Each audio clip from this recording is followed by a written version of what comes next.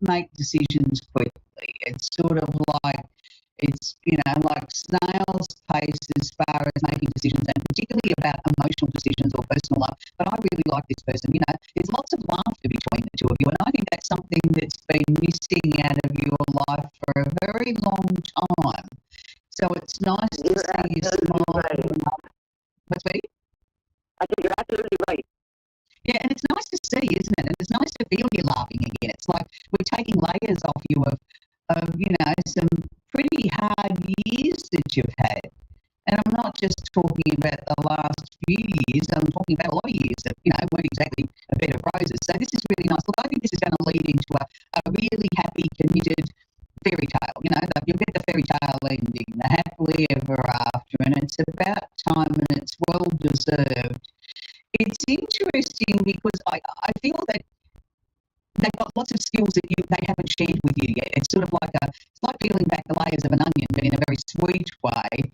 That as you get to know this person more, there's more and more beautiful sides to them, more and more talents that you didn't know that existed, that they sort of haven't shown you at all at the beginning. Like they've shown you so much, and it's like they're waiting for the right time for things to be revealed. But you've probably done the same too. You haven't given all of yourself in the first month either. You're keeping a bit back because you don't want to be hurt again either. So, I think the two of you are not only going to fall in love very, very deeply, but you're also going to heal each other from things of the past where people have let you down and have hurt you, and it's just, I don't know whether both of you can sing or you just like to sing, and even though you haven't got great voices, but there's lots of singing, lots of laughter, lots of happiness. It's sort of like a very joyful time together, and that really makes me happy to see that, because I know that you haven't had the easiest of lives, and to have this is great. I think One thing is, we were boyfriend and girlfriend when we were 17. Right. Oh, well, that's nice that you both found each other. Isn't it lovely? Exactly. And maybe it wasn't right then when you were 17. Maybe the power of love then would have been too intense and you might have destroyed each other. There's always a reason why people reconnected later in life and, go on to have this most amazing relationship that I'm seeing for you two. Because usually it means that, in your teenage years, you couldn't have handled the intensity of the connection. So, it's probably a blessing in a sense that you didn't fall in love, get married and have a family then, because you might have destroyed what is going to be this most beautiful love story. And what I was going to say was that I feel the two of you will be making a decision before the end of the year to live together and with the view of getting married. He's old-fashioned. He wants to get married. Yes, he does. He doesn't believe in this modern marriage stuff. He believes in, they're good enough to sleep with, they're good enough to marry. And that's nice. That's respectful. I think that's really beautiful. Look, for some people it's not for them, but for you two it is. You believe in the sanctum of marriage, and that's, the icing on the cake as far as cementing your relationship together. So does he have a house already? Yes, he does. He's got everything. He's got a house, he's got a truck, he's got 2 trucks, he's got everything. Yeah, but I can see him sort of suggesting you moving with him into his house, but then he's also talking about, if you don't like that, we'll get another one. He sure did. Yes, he did. Yeah, and that's nice because he's not just sort of saying, well, let's take this or leave it. He's very considerate of how you might feel and what you might want. And so you said he's got trucks. Does he still drive them himself? Yeah, he does. He's retired, but he drives for other people. Like we have a lot of Amish around our area, so he drives the Amish people around. Yeah, but I can see him asking you to go with him on some of these little trips. Right. Yes, he has. Yes. Yeah, and I want to say to you, I think it's fun. Like you go, yes, there's work to be done, but you pack a lunch and have a bit of a picnic and, you're laughing and talking and singing, and it just makes the day very pleasant. Look, I really like him. I think he's an amazing man, and I think the two of you are going to have a lot of fun together. I think he's going to surprise you that he's actually quite good at baking. He hasn't told you that yet. He did tell me that. Yes, he did. Yeah, but I can see him doing. particularly cupcakes was the sort of, the thing that I could see making batches of them and decorating them up, and he had fun with that. Anyway, sweetie, that's where we've got to leave it. I wish you well. It's a lovely, perfect love story, and I'm so pleased you've reconnected even after all these years. It really makes my heart sing. And it's nice to see that, love can come at any stage in our life. We don't have to be teeny boppers to bring in love. Love finds us whether we're, 15 or 95. So this week I want to leave you with a very appropriate song, actually, for Gladys and her beautiful man. It's Lionel Richie and Diana Ross, and it's because it's the month of love, I thought we'll feature love songs this month, and it's called Endless Love, and it is a beautiful song. It's one of those timeless classic songs that it doesn't matter where you are, you hear that on the radio or somebody puts it on the turntable like I do, and you sort of just automatically feel that beautiful rush. I do feel very passionate about Motown singers, and I've sort of always jokingly said to people around me, maybe I was part of Motown once upon a time in another lifetime, because I really do resonate with their style of music, and it really is very, very uplifting. So, of course, we're in the month of love. Do something nice, put a smile on your face, be open to the potential of, if you're single, that you might meet somebody soon and you might be like Gladys and her new man, and you might find your endless love. So until next week, bye for now.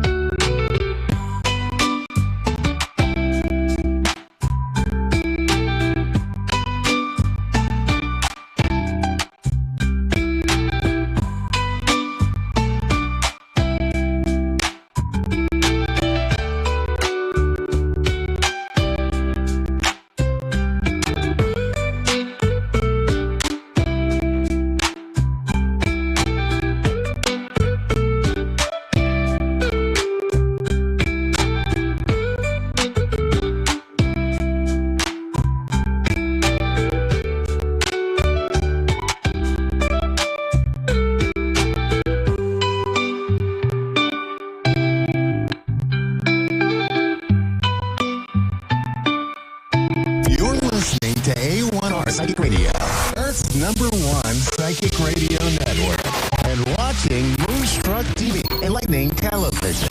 Welcome. Time for the Mini Medium with Stephanie Cowan.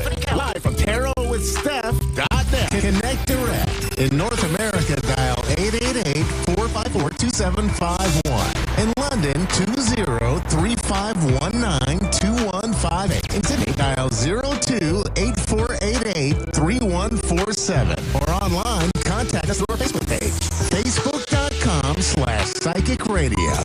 Or on our website, AskOneRadio.com or Moonstruck.tv. This is the Mini Media on A1R, the Ask One Radio Network.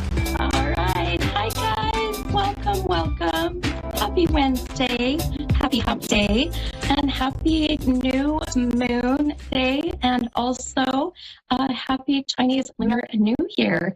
This is the year of the snake, the wooden snake to be specific. So I am the mini medium on the A1R Psychic Radio and the beautiful Moonstruck TV. I'm so happy to be here and so excited for what's to come, because I'll tell you, if you are familiar with new moon energy, if you're familiar with even, the the energy of the year of the snake and shedding all that old skin, this is going to be a beautiful day for readings.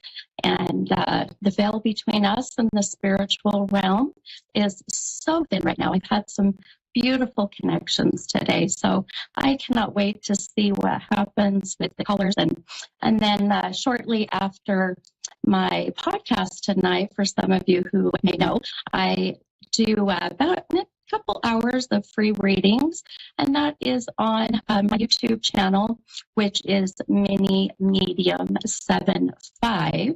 But you can also find all that information on my website at so it's the little dash, mini-medium.com. And all that information is also right down there as I can see it. So please feel free to hop on the website, and that'll have all of my social media stuff. So anyhow, I am so excited to see what the cards brought today too. So I'm actually a little proactive today. Surprisingly, it's just so not like my Gemini side. But the number that I've been seeing today, by the way, is the number 15. And so for some of you who may know, when I do, my podcasts, or literally every day, I have, numbers that come up, signs and symbols, whatever it may be. And the number 15 has been very, very strong. So it's going to be very connected to, like, the 15th would be a death date, a birth date, an age of 15 years ago. So just kind of keep that in mind. And I always say the number will always connect and resonate to either one of my callers tonight or even one of my readings later on, as I do these free readings, tonight on my YouTube channel. So, all right, we'll keep that 15 in mind. And then as we are getting ready here to take my first caller, I'm going to read some of these beautiful messages that I pulled. As I said, I was proactive. I want to read to you let's do the Moonology card. So as I, shuffle the cards, I count out the number 15, or the 15th card. And so funny, the new moon in Gemini. So I'm a Gemini, and I love all those Geminis. Shout out to the Geminis. Shout out to those twins. But we are in the new moon in Aquarius, so many of you know. But Aquarius and Gemini are also air signs. So this one is very interesting, and it really fits and resonates with my life right now. So I hope it does for you. So then this Moonology card, they're just beautiful. The message, the new moon, the new moon, the Moonology Oracle message says, this is for everyone, that communication is key. I'll kind of hold that up here. So communication is key. And boy, if that is not a serious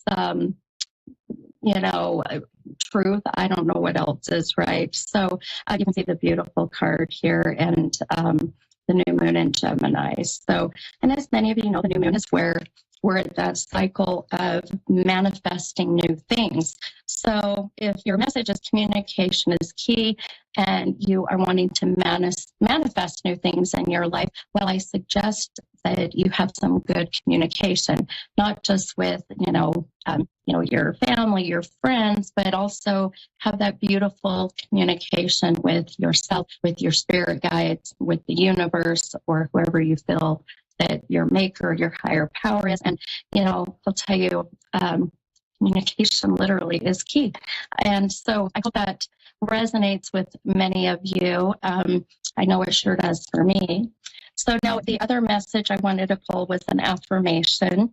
And the affirmation, this is so beautiful. I'll show you, even these cards are just beautiful to have the beautiful butterfly here. And some of you may love the butterflies, as I do. Beautiful green butterfly. And green is the color of the heart chakra, by the way.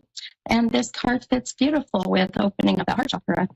So the affirmation says, I make a positive difference in the world, even with my smile and my words.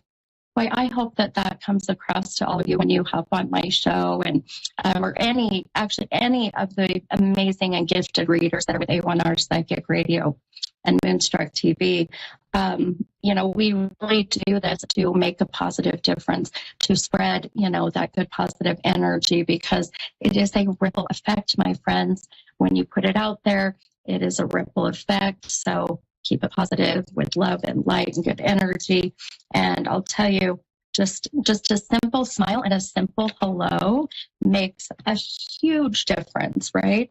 It's so funny. I will literally be in like a grocery store or just out and about, or even driving, and say hi or wave to someone, say hello. And do you ever notice that if you ever do that, they kind of awkwardly look at you like, do I know her? And I just kind of get a kick out of it, because here in Utah, as I'm out and about, my husband laughs and others say, well, you're Utah famous now. And I laugh and say, sure, but people will recognize me from, A1R, or they'll recognize me, from events or from YouTube, whatever it may be. And, but even then, I don't get a hello or a wave back. So I just recommend, if anyone smiles or waves at you, just at least smile back, it won't hurt. So anyhow, I hope that these little messages can really connect with you and make some difference in your lives. So I'm hoping I can make a difference in this wonderful person's life. So I have Terry from Pennsylvania. Hi, Terry. This is the mini medium. How are you? I'm well, thanks. How are you? I'm doing great. I just visited Pennsylvania just in July of last year, and then around the November time last year. I loved it. We were in Gettysburg. It's beautiful, beautiful area. Oh, I have family down there. Oh, do you? I'm a bit further north. Yeah. Are you? Oh, I love it. My husband's a huge Philadelphia Eagle fan. And so I took him to a game at the stadium in Philly, and oh my gosh, he was in heaven. So I think Pennsylvania, just Gettysburg, the energy there, and being a medium, just connecting with all of the, the energy, but just the history. It was incredible. So anyway, one of my favorite places to visit. But this is all about you, my friend. How can I help you tonight? Okay. I don't know. Do I ask you questions? Is that how you work, or do? We have about, we usually have about 12-ish minutes. I know they're short and sweet. So I always say, some people call in and they say, well, a general reading. Some people ask for a specific topic, whether it's, health or work or kids. Some people ask to see if we can't channel a loved one who has crossed over. So whatever you're feeling, I'm happy to help you with. Okay. Well, I'm coming up onto my second Saturn return at this point, and so I am. As far as work and like I'm right now, I'm empty nesting. I've had a huge transition over the last 2 years, and I'm not sure where I'm. Like I know where I'm at, and like I'm okay here, but like I'm not sure if things are going to be changing for me, whether it's career wise or if I'll meet somebody and have a relationship or have some make some friends that are because I just moved down here, so yeah. Okay. I love it. Okay. And I love that you have recognized, or that you're mindful in the shift, that you are experiencing within your journey. And I feel you're embracing it as best as you can, by the way. I do feel that you're taking it all in and trying to, do the best with it, but also to learn from it. So I commend you for that. You may not feel that you are, but I feel you are. So maybe no, I'm doing my best. Yeah, you are. I love it. I love it. And you really have a beautiful energy and just a positive outlook. And I can feel that coming from you. And I cannot express how important that is. I always say, life is obviously what we make of it, but it's really about also how we react and respond, to change, or to even, those not so great, events that happen in our life. But all that energy we put out in the universe comes right back. So I say, it's that karmic lesson, and some are harder than others and some are beautiful. So, but with that said, I pulled a couple cards for you. I want to ask you really quick. You may have heard me mention that the number 15 had come up pretty strong today. Do you resonate with that number, the death date, a birth date, an age? My one of my children, that's his birth date. Okay, wonderful. This is what I love to hear. Okay, so this is just some validation of our guides working together, and even to possibly bring up one of your children. So, or maybe just collectively. I know you said you're getting ready to be an empty nester, so I know that that sure is a whole new world. It's a whole new transition. Yeah, it sure is. I'll tell you, it's is this a son that was born on the 15th? Yes. Okay. So, and do you have 3 children? I keep feeling like there's 3 children around you. I do. Okay, beautiful. We're vibing well, my friend. Good psychic flow. So I'll tell you, I pulled a couple cards, and this one that I love for you, I'll show on the screen here in case anyone wants to, if they're watching, this Ace of Cups card. And this Ace of Cups card that is right side up, the cup, when it's right side up, it really connects with the fact of you filling up that cup. It means that cup's been empty and it's time to fill that cup up. And in this card, it sits right at the beautiful heart chakra, which we were just talking about a minute ago, or I was bringing up with the affirmation. The other thing that I love about this card for you is the Ace. And the Ace is a new beginning. So when you look at like a standard deck of cards, it goes Ace, and then 2, 3, 4, 5. And so being that this card is here, and then I pulled another for you, and it's this Hanged Man card. Now the Hanged Man card did come out upside down or reversed. And so that's really connecting with your shadow work. Are you familiar with shadow work or heard of shadow work? Oh yes, I've been working on my shadow work actually. Beautiful. Oh, I love it. That's so great. Well, your cards are just validating your work, my friend. And sometimes just getting that validation is more important than anything, because sometimes we just want to know, are we on the right track? Am I making the right decisions? And the Hanged Man is all about connecting to your highest divine, connecting with your purpose. where you feel your soul, is needing to be per se. And, I feel for you, even, you moving to a new place a few years ago, that's the new beginning, and it's slowly filling up your cup. So I feel some of the things that I would just be mindful of for this year, especially that we're in this year of the 9. And the year of the 9 in numerology, that 9 means it's wrapping up old stuff. It's, mending old ties. It's getting ready for the year of the 1, which is next year, which is the ace, which is your beautiful year, my friend. So take this year as a year of taking everything of unfinished business, wrapping all that up, making sure all these ties are mended, because I feel like that's going to lead you into about the end of this year into the beginning of next year, where you're going to see new beginnings. And I'll tell you, you've got a beautiful new love connection that I do see about the end of the year. And you definitely want to be vibrating at a higher frequency when you meet your person. Otherwise, you're going to meet the person that is not the right one. So, I think this year, without a doubt, for you, hun, is a year of just keep getting rid of the old. This is what this year is about, the year of the snake, shedding the old and beginning this beautiful new journey. So, and what a beautiful day to do this, but on a new moon. We're in this new moon right now. So I want to bring up your son really quick, just because that 15 came up so strong. There is a sense of disconnect with him right now with you, and the disconnect can be geographical. So is he in a different state?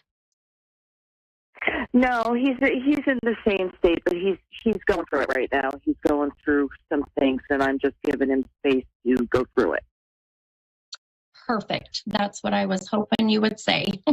And I just don't want you to feel frustrated. I know from a mom to a mom, we want to, be involved and try to be there to help them. But sometimes the best thing we can do is to just step back, and that's what I feel is best.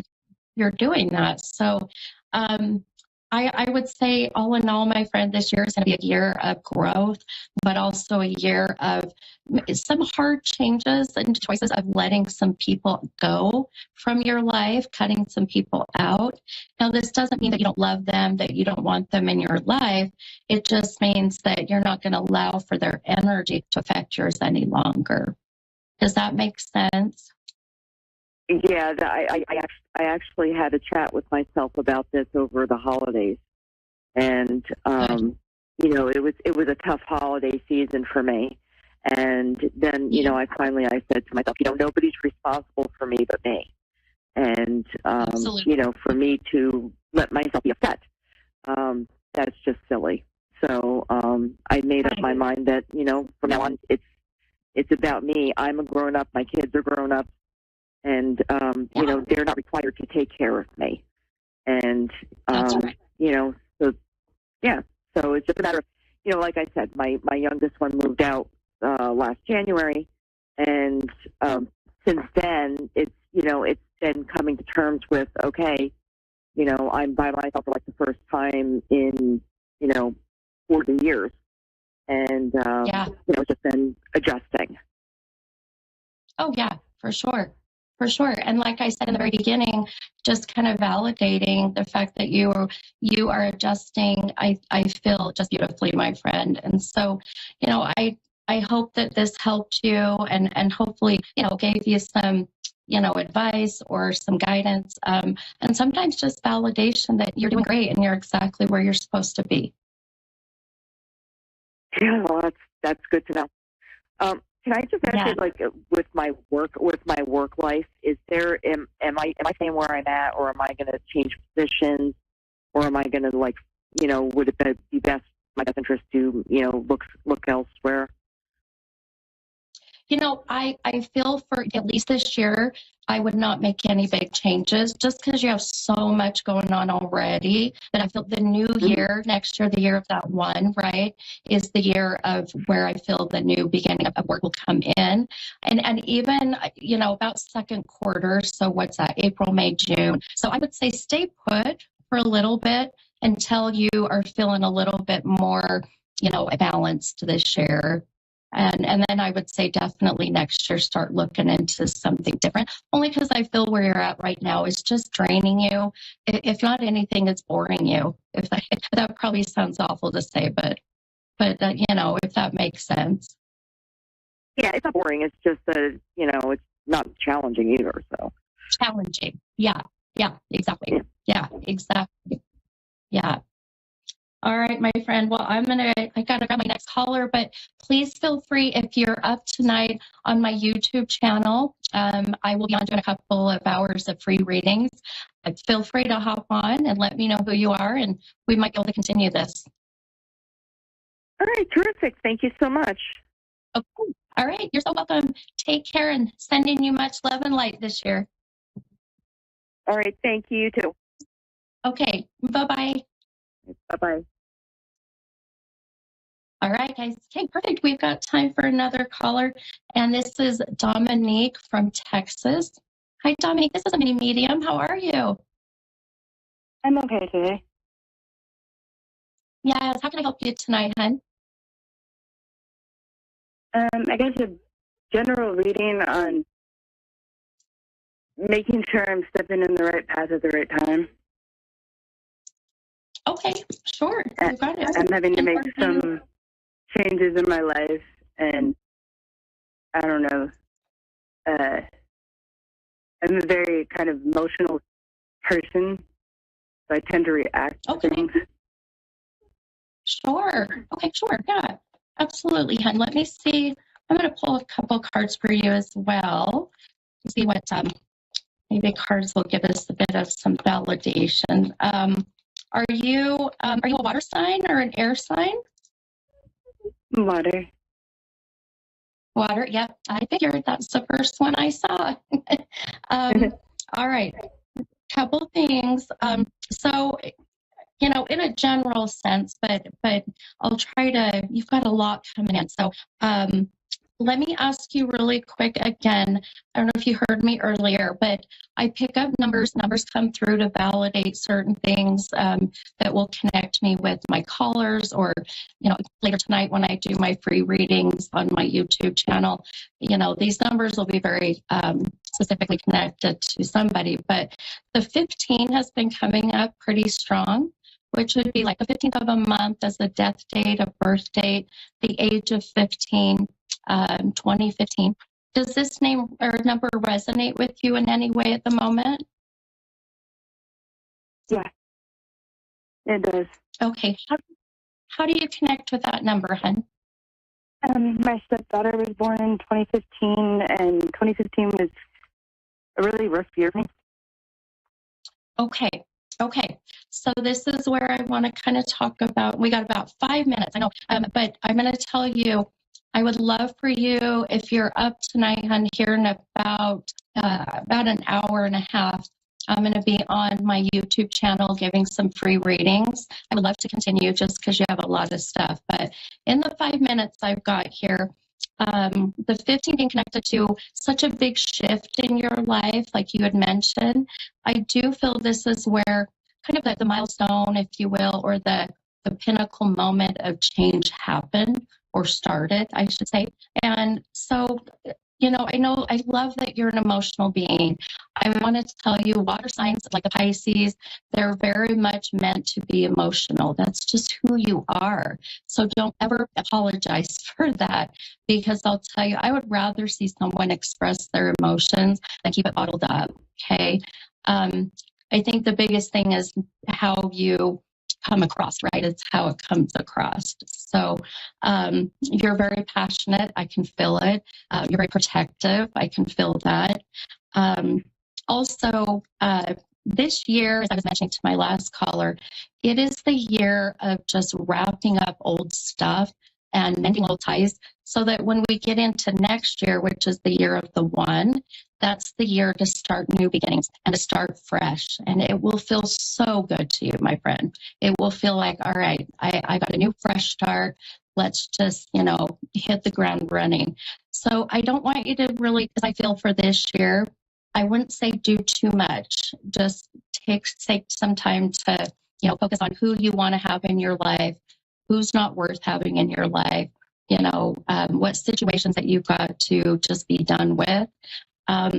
Even with your, I think you said your stepdaughter, is that right? Stepdaughter? Yeah. Was it stepdaughter? Yeah. Okay. Yeah. With your stepdaughter, I know how difficult it is to be, a step parent, but I feel that you have embraced this beautifully. And I feel that you are doing the best that you possibly can to be in even her life, regardless of the situation you're in right now. I want you to try to continue that, because, boy, there's a sense of her really giving back to you and teaching you some lessons, which I know sounds really kind of weird, but I love it, because it's also helping you to be more patient, to handle things a little bit, maybe more calm, if you will. One thing I want to tell you that I do see coming right about, I don't like to give exact dates. So second quarter of this year, well, maybe into third quarter, actually. So July, August, September, right about that time, hon, you've got some changes coming with work. So, and I feel that these are good, but you've just got to go with the flow, if that makes sense. Gosh, I've got like 90 seconds. This went so fast. Are you going to be up tonight, hon, in about an hour and a half? Possibly, yes, ma'am. Okay. Feel free to go to my website, mini, and then it's the little dash medium.com. You can see it on the screen too if you're watching on YouTube. Or you can go to my YouTube channel, which is Mini Medium 75. Let me know who you are if you're able to. You got a whole lot coming in, my friend, including some souls that are on the other side. Boy, trying to step in. So, but all in all, I want you to just take a deep breath this year and just try to take care of unfinished business, okay? Yes, ma'am. Okay. All right, hon. Well, I hope that helped you. I know it was very quick, very brief, but if you can hop on tonight, I'd love to see you. But have a beautiful night, and I hope to talk to you soon. All right, thank you. You're welcome, hon. Bye-bye. All right, guys. See how fast that was? That's a wrap. It's a wrap. All right. Well, I cannot wait till next week and see what happens. But please, I hope to see you guys tonight on my YouTube channel. Like, again, Mini Medium 75, or go to my website, medium.com.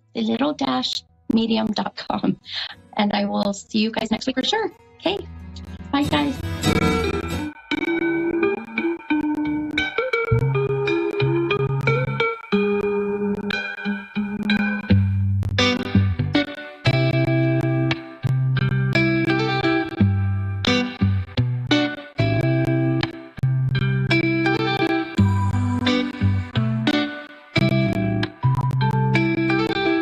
You're listening to A1R Psychic Radio, Earth's #1 psychic radio network, and watching Moonstruck TV and Lightning Television. Welcome. Time for Ask Bella Maria with Bella Maria. Bella Maria. Live from AskBellaMaria.com. Connect direct. In North America, dial 888-454-2751.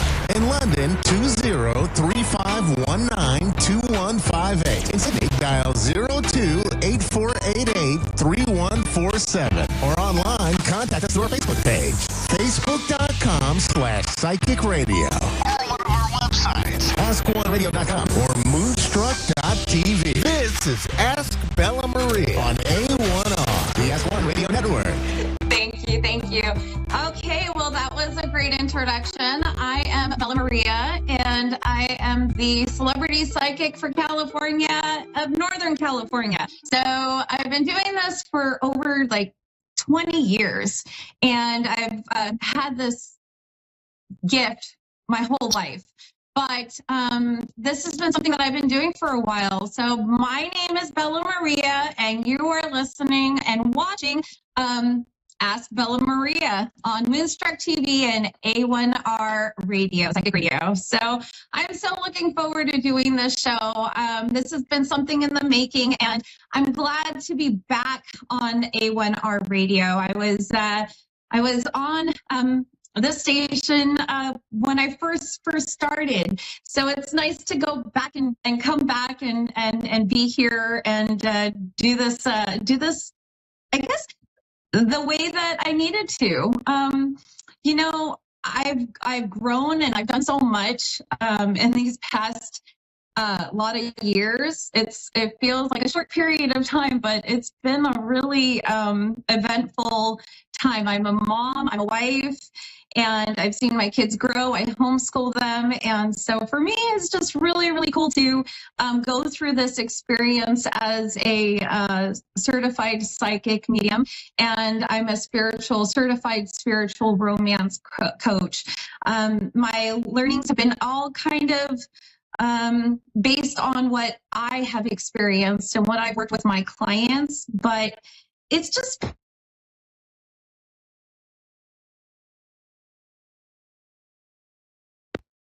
sorry about that. I don't know what's going on. We are having a lot of storms here. So, but I just wanted to continue. Thanks. So I have to say, you're good. Thank you. I appreciate that. So, you know, I want to tell you what I use. So my skills here is, you know, I've done a lot of learning and a lot of growing, and I'm not like everyone else. Everyone has their thing and everybody is different. And I never really found a place like a home. And so I kind of had to create my own home. And I think being a person kind of like, you know, a person who kind of is eclectic, I, you know, come from a Christian background. And so for me, I never knew if it was accepted or not accepted. You know, there was a lot of people who had like judgments and things like that. And I had to kind of find my niche. And so I held true to my beliefs and to what I did and what I stand true with and what I align with. And so I decided that I wanted to work with multiple tools. So I have this that was created for me, and it is a pendulum board. And the pendulum board is such a cool thing to have because it does say, you know, yes and no, and I believe it's rephrase and then maybe. And so for me, this is a way for detailed questions to get answered. And so people ask me these questions. They go, oh, you know, I want to know if Hubert really loves me. And then I could say, well, I get this and I feel this and I see this and that. But when I go onto here and I go and I, you know, use my pendulum, and mine is a wood pendulum. So I use everything very organic. I don't use crystal because it does change.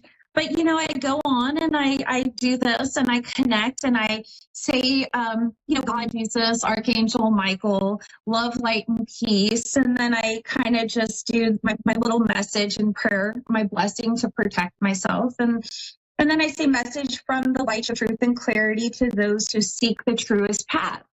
And so what I do is I get myself connected. I ask for, you know, the person's name, birth date, and then maybe Hubert's name. Obviously, I know his name, and then his birth date.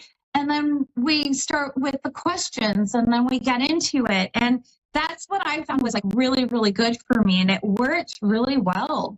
And so I started doing that, and then I use my angel. These ones I've had since like 2013. I got these, and these have been really, I've worked with them a lot. They give me my path and they give me my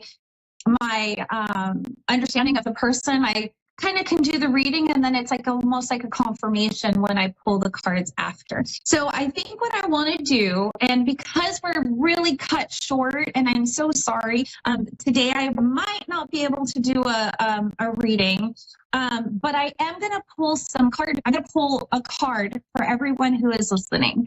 So I hope that this kind of helps you and gives you some insight for the rest of your week, because, you know, we're still starting the week off, right? And this is February, the first week of the month of love.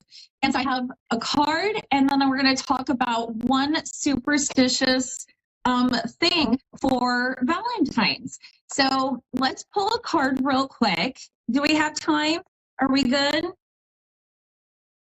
Just want to make sure. So I'm going to go ahead and start shuffling these cards. And I want to pick a card for all of those who are listening. Okay, here we go. These are my cards, and I'm shuffling. So here we go. The Page of Fire. All right, there you go. Page of Fire. Ooh, that's an intense one. This one is great because you got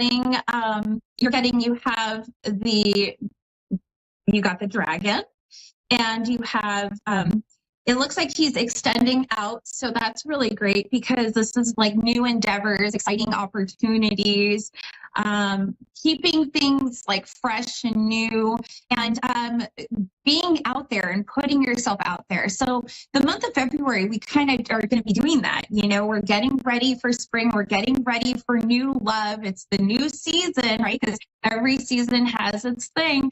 Well, we're going into a new season. So what's happening is it's like you're going to want to try to do something new. You're going to want to try to do something exciting and be original and creative and outgoing and, you know, see where it goes. You know, throw something on the wall and see if it catches and if it works. So with that being said, I think this is a cool card because, you know, you could be really mischievous because dragons kind of are mischievous, you know, and so you can kind of be a little fun and creative and mischievous and have fun. And that is your card, the Page of Fire. There you go. I don't know if it's going to show. There we go. All right. I know it's kind of blurry. I'm sorry, people. This is all new to me. I'm trying. So I want everybody to we're going to go ahead and do real quick. We're going to do a superstitious Valentine. And so the one thing that I got here was from appleyardflowers.com. And I thought it was really cute. So we're going to just go through one. And it's ghostly going. So in Halloween and Valentine's Day, people like women would join forces on a superstitious tradition. And this old superstition was kind of where you had really gusty girls, and they would go to the local graveyard at midnight on the 13th of February. They would run around their church 12 times, chanting a prescribed poem with the hope of conjuring a ghostly vision of the man that they would marry. And I thought that was super cute because, you know, that's a really cute little tradition and superstition. And maybe they got their vision and you know, insight of, you know, what they wanted to, what they saw of their new person. And I thought, you know, that was such a cute little superstition, a tradition that, you know, maybe I've never really heard of it, but I thought it was the coolest thing. So I'm always kind of curious if somebody's already done something like that. I would love to see that. And so we have 2 minutes left on this show, and unfortunately it was very short. So, but I wanted to tell you guys, please make sure if you guys have questions or you want to, you know, be a guest or do anything, please contact me at askbellamaria.com, and you can fill out the contact form and contact me. I don't take calls, but you can send me a text message, and you know, feel free to reach out, and you can also reach out to A1R Radio, and they can go ahead and you know, pass the information on to me. But please participate. Please be on the show if you want to ask a question. Ask me a question. Superstitions, omens, anything that you want and you're kind of curious about, I would love to do research on it and be able to give you those answers. So if you have a question on love and romance, I'm more than happy to do that. I'm certified under Patty Negri, and I'm certified under Dr. Ava Cadell, the love therapist, Hollywood stars. So thank you so much. I'm so glad to have seen you guys, to be here on this new show, Ask Bella Maria, on A1R Radio and Moonstruck TV. Have a wonderful week, and I'll see you next time.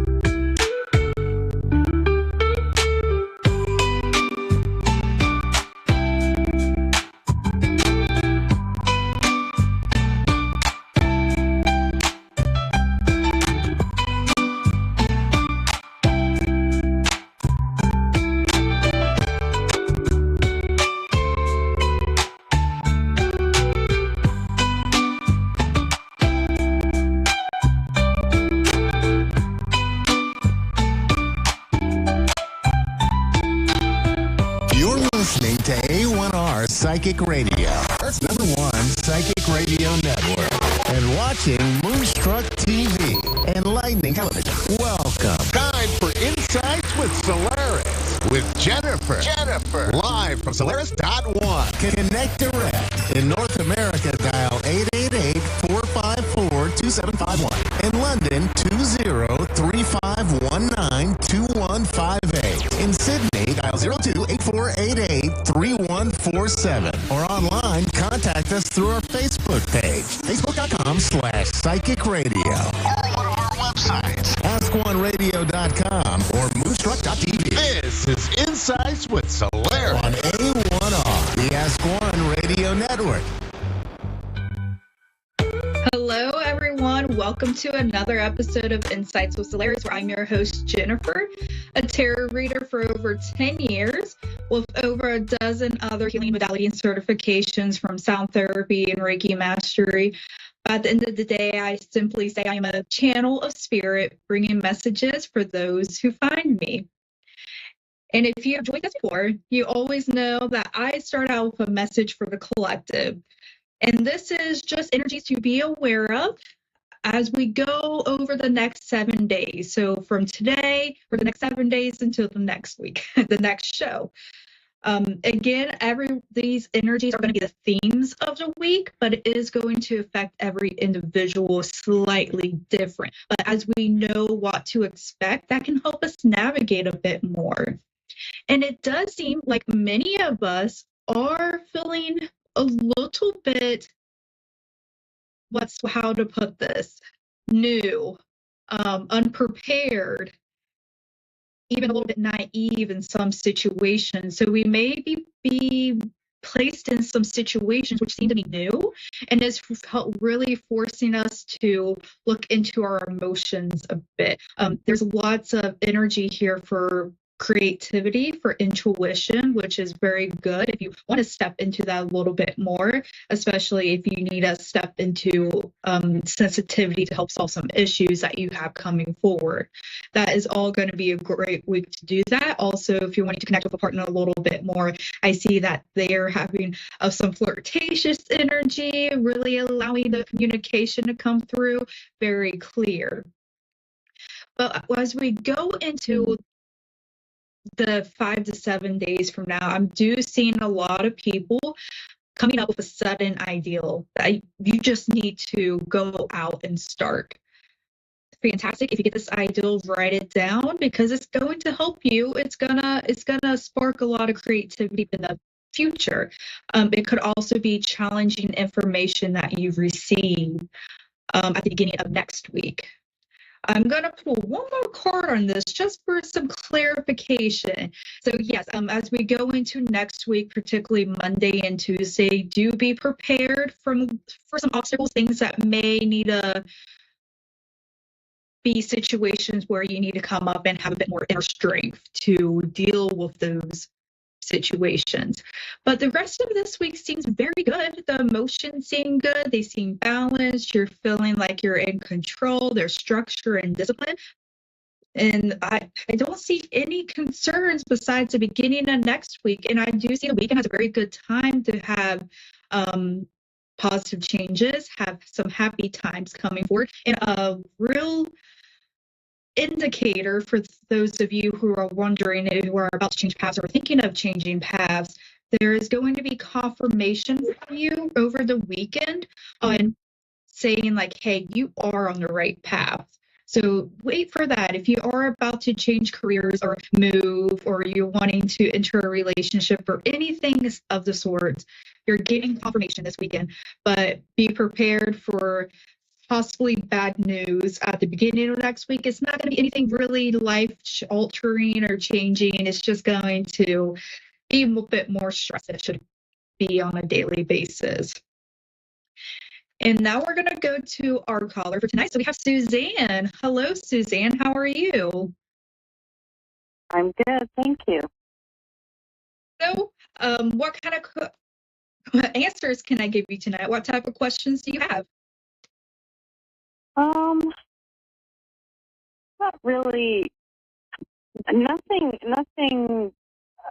No personal questions or anything. Just really, if you pick up anything, for instance, I don't know if you can pick up people who have passed, but I'm thinking a lot of my father actually. All right. What has happened in just recently that has been making you think about your finances in your workplace? Do you have anything like that happening? No, we're actually retired. So, we moved out away from our family in another province. But we still do keep in touch, obviously, with our families. Yeah. Okay, very good. But, yeah, I am missing my father. That's one thing. Yeah. So I'm seeing two different figures coming in. And as I'm describing, because mediumship is a different skill. So I am seeing a masculine figure. This is somebody who is more compassionate, was someone very caring and kind, very in their emotions and making sure that everyone was taken care of at home. And I'm feeling a feminine energy coming in, and it could be like a grandmother or great-grandmother. It has that very type of grandmother feel where I'm wanting to bake a lot of things for people, making sure everyone's fed type of energy. Let's see. Can I have more information on the masculine energy? I would say, was your father born in July or late June? June. Okay. So we got that your father is coming in, and I'm trying to pick up this grandmother energy as well. I'm seeing a lot of yellow and like a lot of like farm fields as well. So I'm thinking that maybe she was born or September was very important to her. But honestly, she feels more like a spirit guide.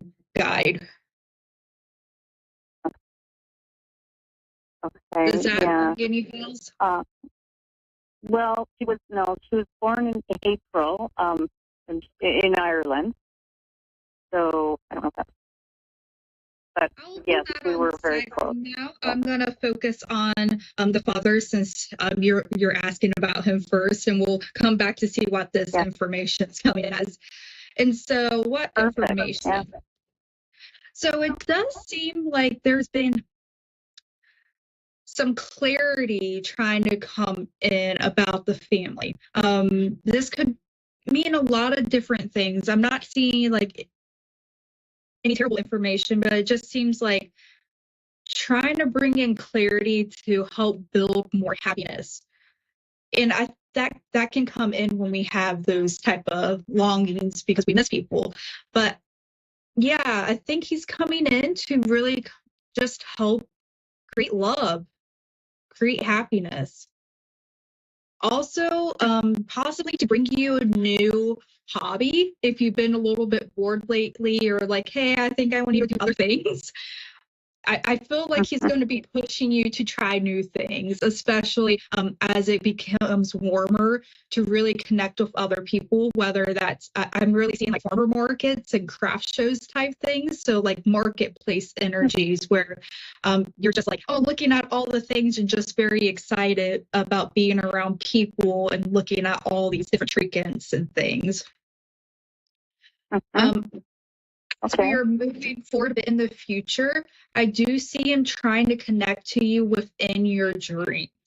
You can also meditate on him if you want to move that up a little bit. But as you are able to clear your mind, you're going to get more direct messages for yourself instead of, relying on someone else. So let's see, what does he want to tell you today? It's all about balance, right? So being a very caring figure, you carry on those traits. So like he's coming up as a king and you are coming in as the knight. So you have this very similar energies. You have that caring, nurturing, you have discipline, emotions.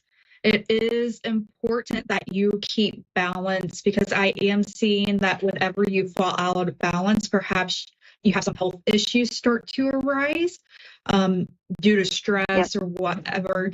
So you have to stay balanced in your emotions, and that's going to keep your health a little bit better as well. I'm also hearing, again, I'm not a medical professional, so always go to your doctor, but I am hearing that perhaps it is time for you to get some blood work if you had some concerns. It doesn't have to be anything bad, but if you have the means to do so, that is a suggestion that is coming through. Let's see. Okay. What is this connection about? Do you have grandchildren? Yes. Okay. There seems to be a little bit of changes going to be happening within the family. Just some back and forth for a little bit, but nothing too concerning. But there's going to be a lot of movement very quickly. But I do see that a grandchild, particularly, I think a younger girl, probably like preteen age, wanting to come visit you. Yeah, so if she has a chance to come visit you on a break or something, allow her to come forward because she really needs that space in order to settle down because there is a lot of back and forth going on right now. And being with you will just kind of give her some extra security in this time. Okay. Yeah. But yeah, it's because it's just Yeah, go right ahead. I'm so sorry. I don't mean to interrupt. Oh my God. I was just also, I don't know how much more I can add, but I just have, just wondering about I have 3 grown children, adult children, and of course, they just tell their parents what they want us to hear sometimes, and, parents often, as we do, we are concerned, and we just want to make sure everything's going well with them. Yeah. Let's see. So, we are running a bit out of time, so I'm going to get you much information. And I do see your father coming in to try to support this as well, because he's trying to support gaining the clarity, helping that home life, really surrounding the home and happy energy, the whole things move forward. I do see some changes. There's going to be some endings. And now there's going to be some cycles ending. But while they may be difficult, while there will be some hard decisions having to be made within this family union, ultimately you are going to be coming back to a wish fulfillment where you get to connect a bit more, where there's more harmony as well. But getting there is going to have some obstacles. It's going to have hard decisions. So remember that the outcome is going to be worth it. And you do have this beautiful Empress card coming forward with that maternal energy helping you, with your father watching over your entire family unit. You are going to be great. It's just going to be hard for a little while, but things are going to work out. And see if you can talk to your granddaughter a bit more. She needs some little love right now.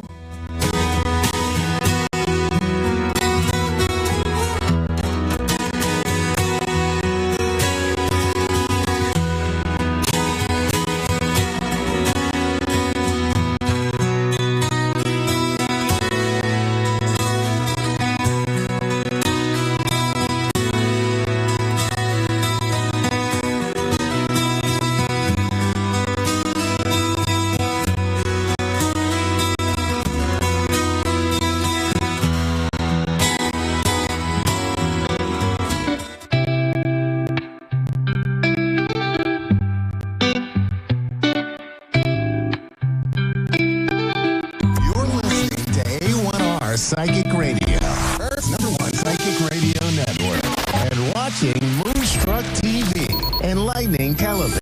Welcome. Time for New York City Celebrity Psychic with Perry Lyons. Perry Lyons. Live from PerryLyons.com. Connect direct. In North America, dial 888-454-2751. In London, 20-3519-2158. In Sydney, dial 02-8488-3147. Or online, contact us through our Facebook page, facebook.com/psychic radio. Or one of our websites, askoneradio.com or moonstruck.tv. This is New York City Celebrity Psychic on A1R, the S1 Radio Network. Hello, my cherished ducklings. I'm Perry Lyons. This is, New York City Celebrity Psychic, coming to you over Moonstruck TV and A1R Radio. As always, I am staring at my phone like a love-struck teenager, waiting for your call. I can't seem to talk, but I'm still waiting for your call. And let's see. I'm just going to pop right into the psychic tarot weather. The psychic tarot weather is just kind of the vibes for this week, starting today. So the first card is for the next couple of days. The middle card is for the weekend-ish. And then you're getting the hang of this. The last card is for the last few days after that. Sounds complicated. It's actually easy. Okay, let's start. So the first card is interesting. The Hermit card denotes that you're in a time when you might have an idea or a way of being that maybe isn't being supported by too many other people, but you think or know that it's the right thing for you. It's a card of sort of going it alone. The Hermit card is based on the legend of the Greek philosopher whose name has just escaped my mind, who used to wander the streets of Athens with a lamp. And when Pericles stopped him and said, "What are you looking for anyway?" He said, "I'm looking for an honest man." So he's come to symbolize following your own path. You probably smell better than he did, though. I have a bad feeling about him. Okay, thank you. Next card is the Temperance card. That means that if you're thinking about cutting down on, I don't know, any of the minor vices you might have, cigarettes, alcohol, it might be a good week to, think about giving that up or slowing down or moderating. It's also a time when it's advising you to be patient. Better times are on their way. If you're in a good time, hold on a second.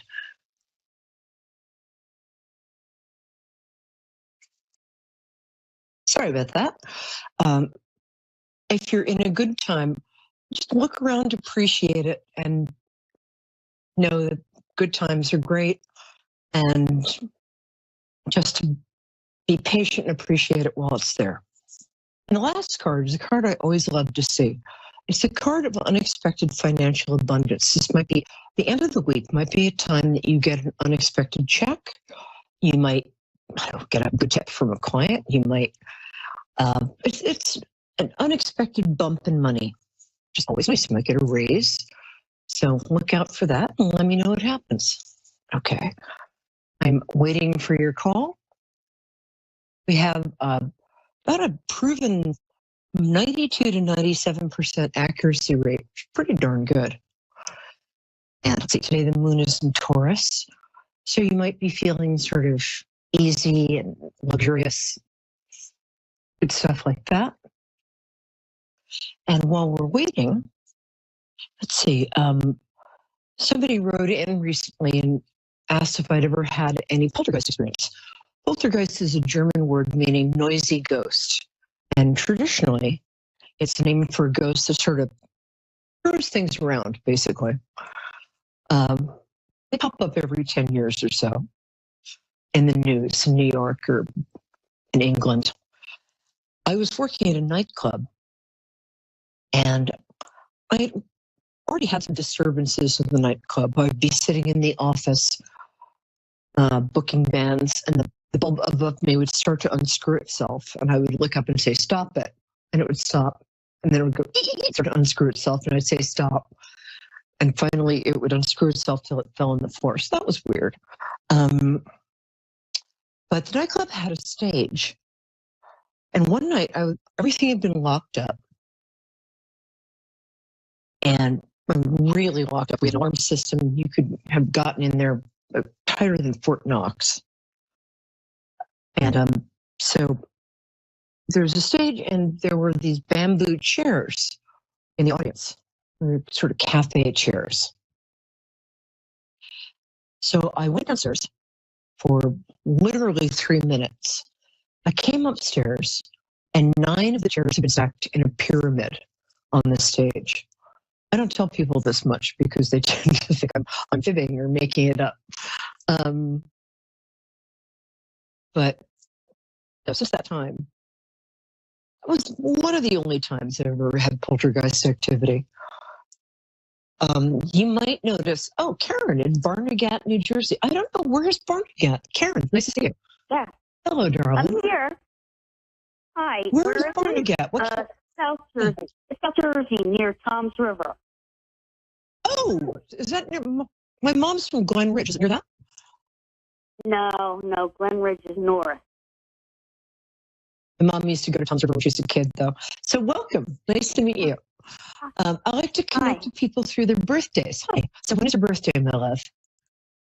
It's August 27th, 1965. That's a very powerful day. I believe that's the day known as the Day of the Sphinx. It's a day of people who are very organized but not rigid. You have strong opinions, but you're oddly not very judgmental of other people. Does that fit? Yes. Yeah, I think so too. So how can I help you, my love? I'm so glad you're here. I'm interested in hearing a medium reading. Can you connect with the other side? I'll do my damnedest. Who would you like to connect with? My friend Tony. Tony? Tony, a Yeah. guy? Yeah. Okay. Was he about 35? No. How old was he? Hold on 1 second. 59. Oh, I'm sorry. Here's what I forgot. Sometimes what happens is they'll present at around 30 or 35, and then they will show me who they were when they passed. So that's what just happened. Forgive me. And that always happens. I don't know why it surprised me this time. Oh, I like him. Hey, Tony. I'm almost scared to ask this.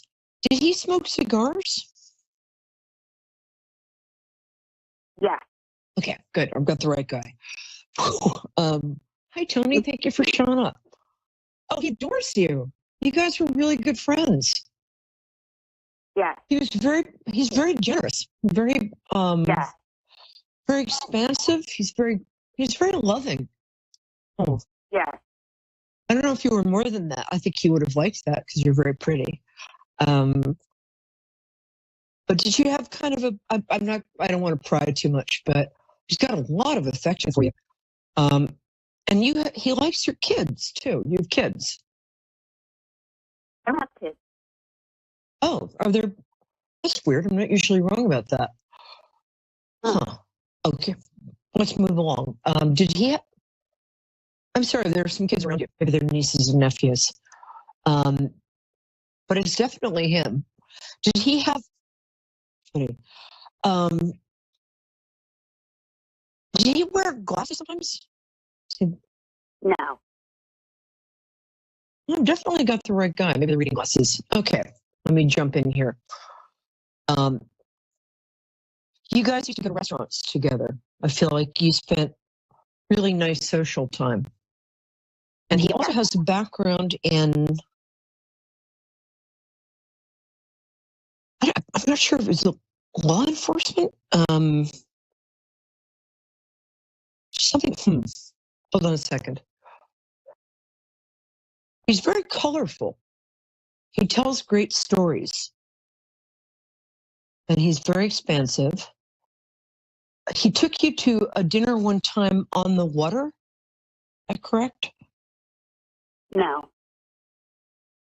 Okay. Well, I must not be drinking the right flavored ginger ale. I'm having a little trouble hearing him. I can see him. Looks like he's about 5'9.5", about 185. He's got, I think his hair is in a swoop. He's trying to hide a slight bald spot. He's got great eyebrows, dark eyes. Can you tell me about his profession? You said, or you can tell me about like his life when he left. He left his life. Can you tell me about what he was doing or what his family was like? Let me see. Okay, hold on. He feels like a patriarch. It feels like he had kind of, like he was the father, he was kind of the father figure for not just his kids, but a lot of people. I'm not sure about his wife, going in and out. Sorry, he's a little hard for me to read. Hold on a second. Mostly he wants to go to restaurants. Sorry. Did he have something? I keep feeling like he had something to do with the law. Am I off? You're off. Yeah. Oh shoot. He was in my industry. Yeah, he was. He's what? In my He's industry, what? He was a recruiter, a human resources recruiter, like I was. Oh, okay. Sorry, my son in a position of authority. Golly, I apologize. I'm usually a little more on than this. I think getting his. Is this height, general weight, Is and there somebody else? Yeah. Is there somebody else that you can connect with? male or female? Could it be an animal? Why not? Just tell me what kind of no, animal. actually, if we could just do a human, that would be great. How about my brother? Does he have a D name? I'm sorry? What was his first name? Dean. Okay, I just asked if he had a. What was his first name? Dean. D-E-A-N. Okay, the first thing I asked you was if he had a D name. So Dean? Okay. Yeah, Yeah. Dean. Yeah, that's correct. Yeah. I didn't So hear I was you right about that. Okay. Yes. Excellent. Yeah. Some days more than others. I like him. He's kind of, I don't know if he's presenting kind of lanky. I don't know if that's right. He's leaning up against something. He habitually lean up against something. He's got brown hair, light brown to medium brown. It's like nice looking guy. I think he's got green eyes. They're either green or hazel. Come on, Dean. Come through a little more for him. Blue. Okay. Blue green. Got a nice face. He's got kind of he reminds me a little of the actor Gary Cooper for some reason. Has he got a slightly long face? No. He told me his name. Hold on a second. Come on, Dean. Help me out here.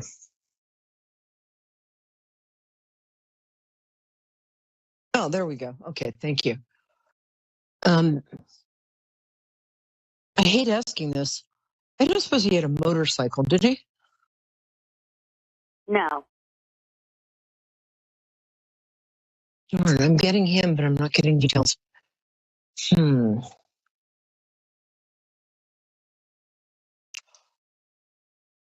on a sec. Oh, actually, there we go. Thank you. I appreciate that. I don't know why you're giving me so much trouble.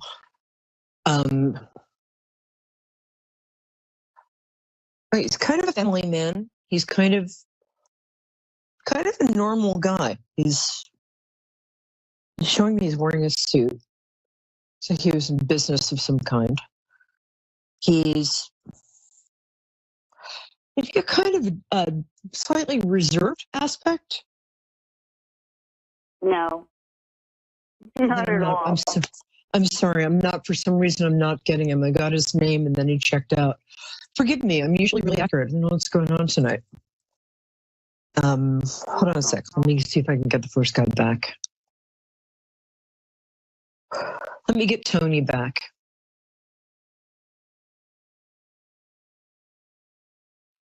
Okay. Tony just wants to talk about food. This is a little frustrating. Was he a big foodie? Yeah. Yeah, sometimes they can be a little capricious when they show up. Great. He wants to talk about either eggplant or chicken parmesan. Tony, this is not helping. Tell me a little about how you passed. He passed suddenly, he says. That sounds about right, but I'm not positive. I think something. I'm sorry. This is as good as it's going to get tonight. I got partially right, but that's about it. Forgive me. Yeah. I mean, what you said, the D name was accurate. Very accurate. Yeah, but for some reason he's not fully materializing, and I don't know why. Hold on a second. Tell me his middle. Did you have a nickname? Tell me your name again. Karen. K-A-R-E-N. Dean, Karen's here. Come forward a little for me, please, okay? Okay, he's funny. Were you his younger sister? Yes. Did he torture you? Not literally, but he bossed you around. He tortured. Thank God. Thank you, Dean. Appreciate it. Oh, he's cute. Gets sort of a, I'm sorry, just a long face. Not a round face, but he's sort of a medium build, nice looking guy. Hi, welcome. He says you should. Okay, I've got Amber and Utica in a minute. He says you should call your mom more often. He's saying something about, God, this is really hard. I don't know why it's so hard today. Okay, he's funny. He's a little loud. He's got a very straight nose. Nice looking man. Yeah. Wide shoulders. About 5'10"? No, he's 5'6". Oh, really? We're all short. Yeah, we're all short in the family. Sometimes, I'm getting him in waves. I'm sorry. Sometimes I can't control how they come through. I do get that he's funny. I do get that he was kind of a difficult big brother, but I'm sorry. Some days are better than others. I apologize. I'm usually good at this. Okay. Try next week. I might be more on. I'm kind of an off day today. So how do I get back in touch with you? Like, how do I connect with you going further? Like, you offer a service, you charge how much you charge? I'm at Perry Lyons, P-E-R-I, Lyons, Lyons, on Facebook. Just contact me there. I'll see if I can do better. It's good. So, like, what do you normally charge, like, for a reading? I can't talk about that on the show, but I'm happy to tell you privately. And next time I'll be a little more on. I've got to go to Amber now, my darling. So get in touch with me, and I'll see if I can come through a little more. Okay. Address again? Can you give me the address again? It's on Facebook. My name is Perry, P-E-R-I, Lyons, Lyons. Thanks, love. Okay. And now, that's the hardest I've ever done. We have Amber and Utica. Hi, Amber. I'm a little rattled. Hello. I'm happy to hear your voice. How are you, my love? I'm all right. How are you? I'm good. Whew. So I like to connect people through their birthdays. When's your birthday? Through my birthday or my past loved one's birthday? Let's start with your birthday. My birthday is September 27th, 1995. Oh, I have shoes older than you. You're a Libra. I love Libras. Yeah. Libra women. They're always very truthful. I think maybe sometimes you get in a bit of trouble for that. Yeah. You're very, very straightforward. Yeah. Yes, I am. Don't ask Amber what she thinks of your new dress unless you actually want to hear what she thinks. That's my favorite quality in people, though. Okay, I'm going to do my best. My connection to the other side seems a little wobbly tonight, but tell me who you want to contact and tell me their birthday, and I'll do my damnedest. His name is Kyron, and his birthday is July 23rd, 1991. Can you spell his name for me? Yes, Tyreen. Okay. Oh, I think I've got him. Is he a real character? Yes, he is. Yes. Does he dress really well and he's kind of charismatic? Yes, he does. Yes. Okay. Whew, thank God. I was having a little trouble with this. I like him too. Hey, nice to see you. You got to go home after this, though, just so you know. Sorry, I'm talking to him. Oh, he did not know he'd passed. An accident was a very sudden. I've heard that as well. Yes, it was very sudden. Yeah. It was very sudden. Yeah, I don't think he knew he passed for a couple of weeks. Did you experience that text I've had for that course? Yeah. he's gotten used to it now, but he had a lot of stuff he wanted to do. He's very ambitious. Yes, he definitely was. A lot of plans. There's a kind of, I don't want to say flat. Oh, good. Yeah. Go ahead, love. I'm sorry, what was that? Was he kind of entrepreneurial? Yes, he does. Yeah, and a little flashy in a nice way. You definitely knew when he was in the room. Okay, thank God. Lots of people were coming in waves. But if anybody's going to come through, it's going to be Tyrene. Yeah. I'm so glad you made it. Me too. He was a Cancer, right? You said? Oh, no, he was a Leo. Oh, that's a shock. if ever I've met a Leo, he's it. I'm trying to remember the date. You guys, some sort of game you played together? We used to a while back. We used to play GTA together. You used to play what? We used to play a game a while back. It's either a superhero game you may be talking about, or we used to play GTA like years ago. Some sort of game. And he used to beat you. Yeah, he was really good at it. Yeah, he's really good at it. He's still holding that over you. Ah. It's crazy because yesterday I found his earrings at my bed. Oh. He said, I was actually funny you should say that because I was going to ask you. I'm so glad he came through. I was going to ask you if he'd been showing up recently because he wants to get in contact with you. Yes, I yesterday with that and then with an air freshener can. That's really funny. It was kind of like dancing yesterday. Did you help him with a project of some kind? Or did he ask you for advice? We were working on a house together. I don't know, maybe that's what he's talking about. Oh, yeah. You were working on a project together is what I was getting. I'm not sure what you were doing. But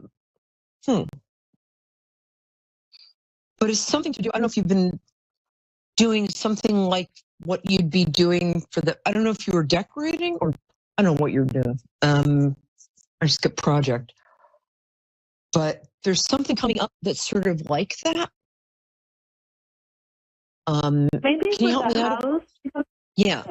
Something to do with either the house or something you were doing with him on the house. That it seems like it's coming up again. So he's telling you he's with you. And he wants you. You have a real talent at something. Actually, a couple of real talents. Nice to meet you. He wants you to take your talent seriously. It's like, I don't know if you have like a day job you're not crazy about. He wants you to branch out and do this thing that he knows you're great at. Right. But it's something to do with the talent and the project you're working on together. It's coming back up. That's about all. Also, he wants to buy you a drink. I'm not sure how that works, but do you drink something weird? Like White Russians or something? I drink Starbucks, or maybe that's what he's talking about. Something to do with a drink. He's buying you some weird, like he wanted your drink a certain way. I don't know if it's like. Yes, I remember he would offer me to buy me my coffee, and maybe that's what he's talking about. Oh, that's it. He's offering. Okay. Look at me. My mind immediately goes to alcohol. What else? Hold on a second. I don't know why he's showing me his shoes. He's got really cool new shoes. I don't know why he's showing me that. Oh my God. That's so him because he has so much shoes and he's bought me shoes, our kids' shoes. That's funny. I don't get that with men very often. I love that. Yeah, they're almost like Gucci loafers. They're very.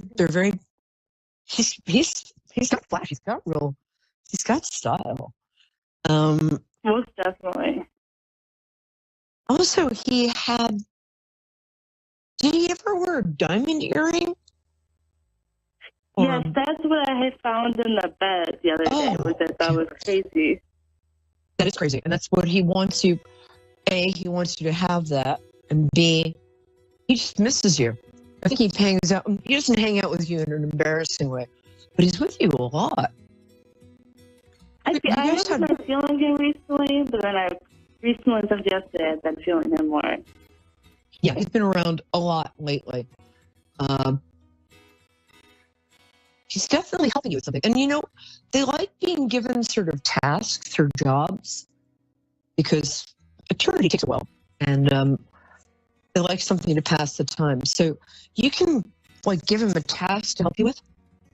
I know after my dad passed, I asked him to help me with getting more press. And, like, 2 days later, a reporter from the New Yorker called. They love so you can ask him for help with stuff. But I love that he came through. Thank you so much for that. It was so nice meeting you. I'm gonna have to jump off now. Thank you. I'm glad I could help. Bless you, my dear. And that color looks great on you. Okay, see you guys next week. I love you much. Talk to you soon. Bye.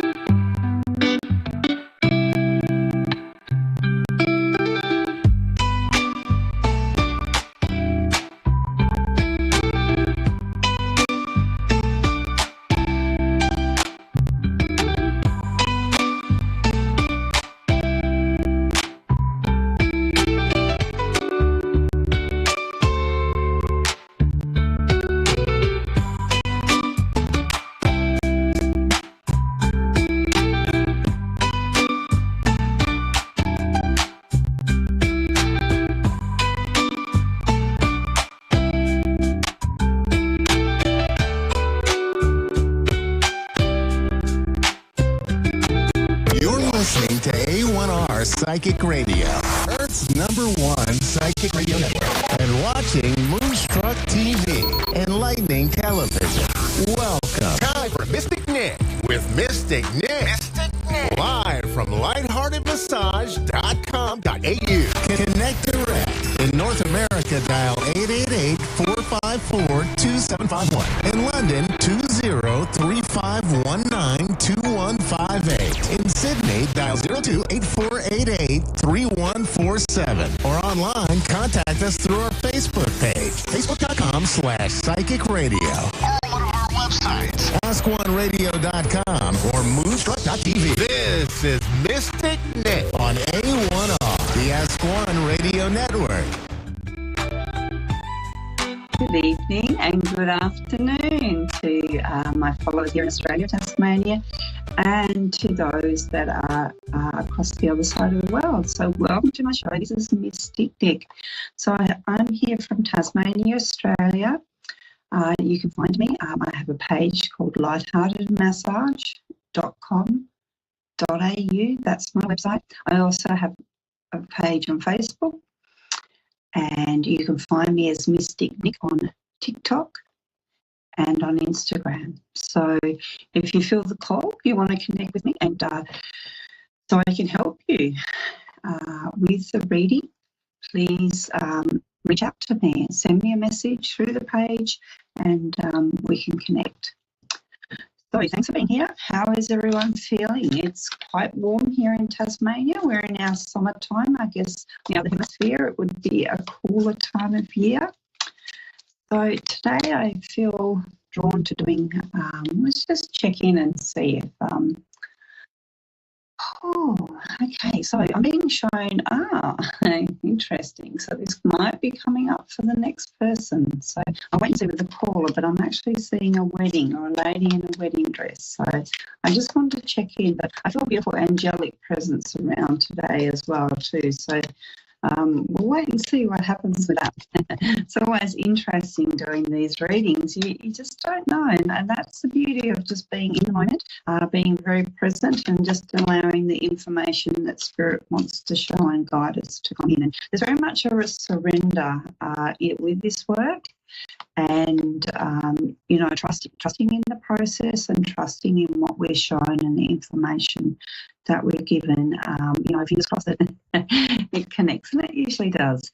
So we have Elizabeth in California, USA. So I might actually just jump straight in. I was going to do a collective reading, but I feel like we might go straight into this reading with Elizabeth because I'm already making a connection. So hi, Elizabeth, how are you?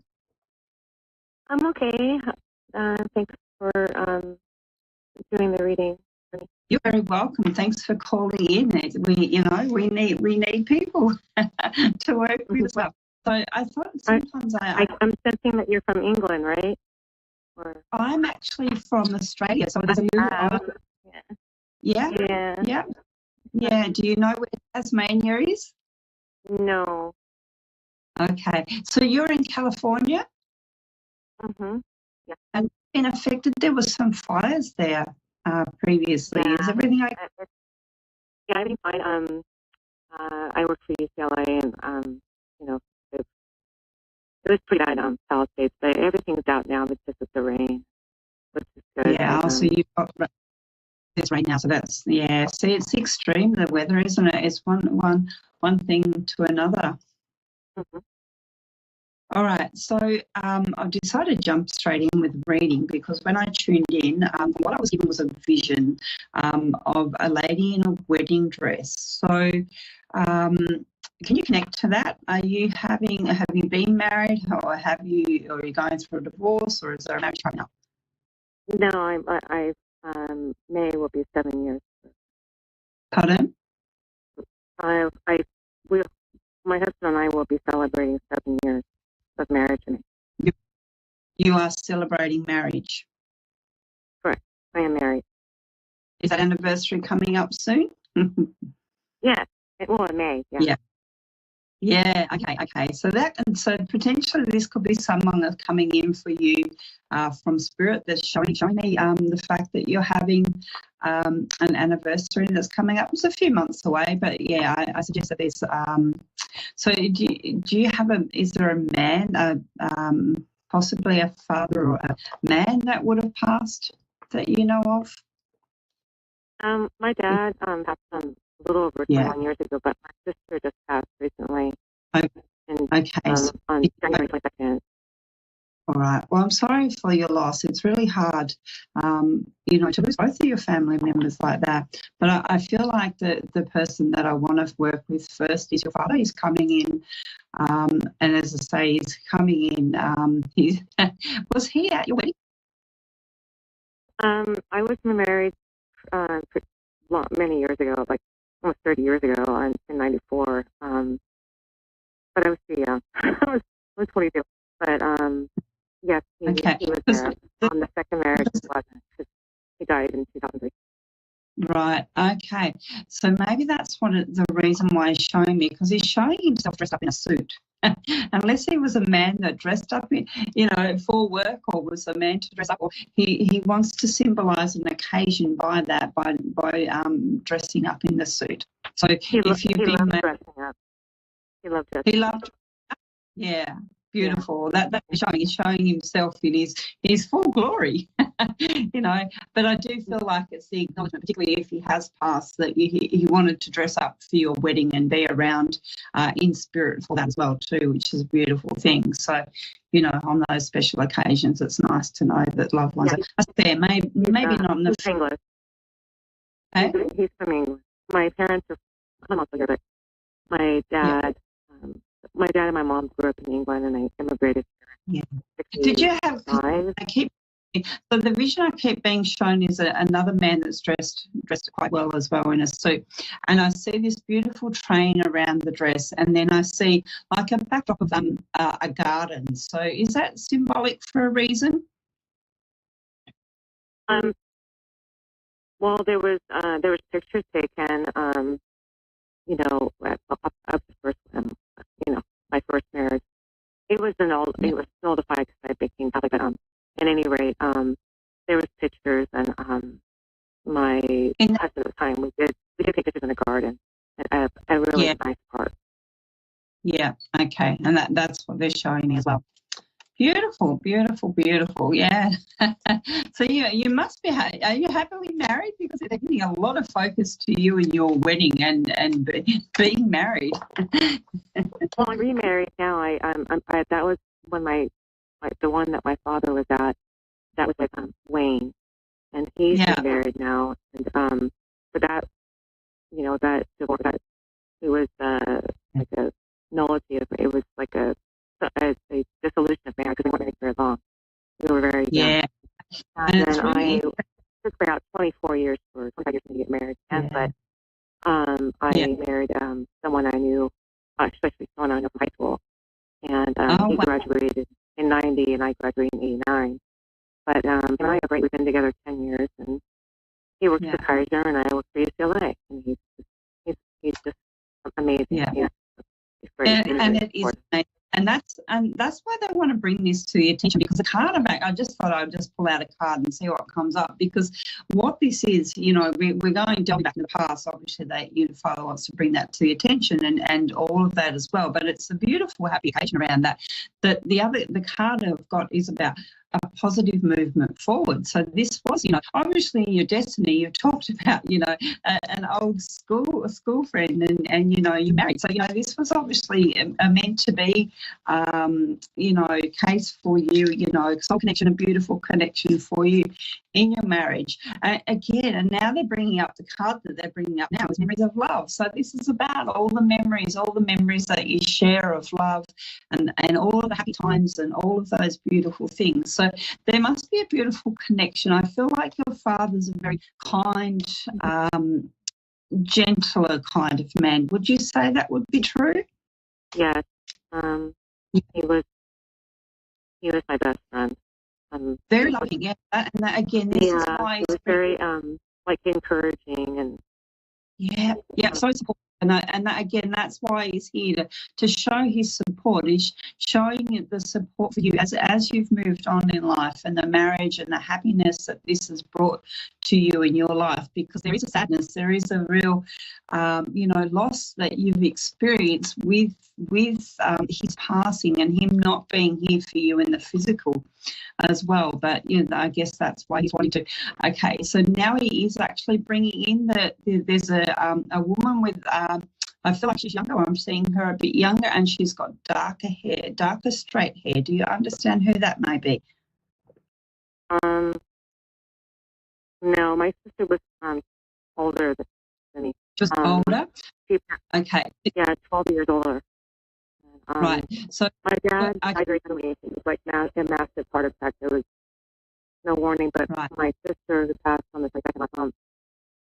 Okay. So I'm just wondering then, different kind of grief, you know. Yeah. Okay. I'm just wondering then if he's showing me a picture of you, like in your younger years, where you had a connection. Did you have longer straight hair and darker hair when you were younger? No, I'm like, well, I have like, well, I'm blonde now, but it's like dirty blonde hair. But at one time it was great though. Yeah. Well, that's what I feel. My mom's still with us, but she used to have very dark. She had dark hair and very straight. Right.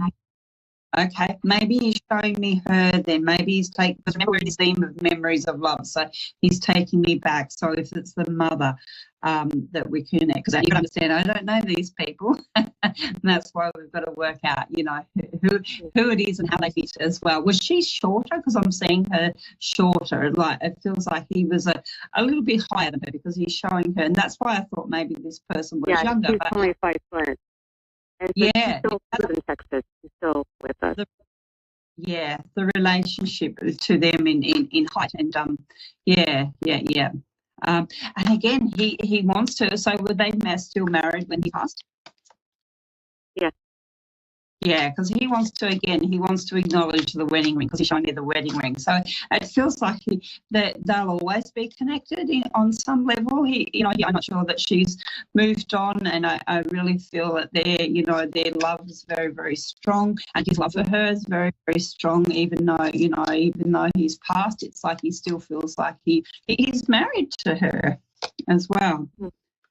He died on the 45th wedding anniversary, and I had 45 days children. I'm still so.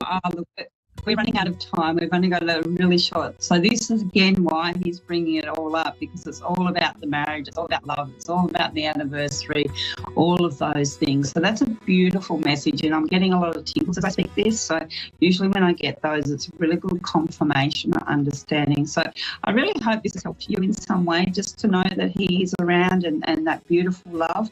The other card I'm getting for you is financial material changes. So there must be some changes coming up for you. So just be aware that there might be some decisions or things that you have to make, or some things that you're weighing up when it comes to finance or home or jobs or that sort of thing. Yeah. Right now I'm on leave from work, but I'll be going back to work. I was just wondering if he's with my sister, Chris. That's all. Yeah. Well, I would suggest that he is. As I say, again, we've only got a very short time for this, and this is where, if you did want to, contact me, we can possibly do another read and, connect into them more. We've got to understand it's a very short time frame, and the purpose here is to help people to connect and to take that further if you choose to as well. So, and it would be a beautiful opportunity to do that.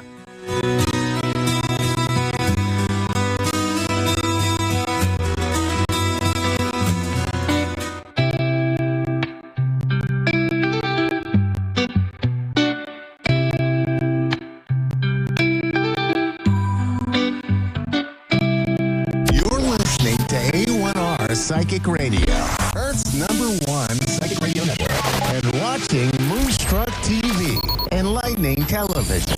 Welcome. Time for Angelic Insights and Healing with Margaret Phillips.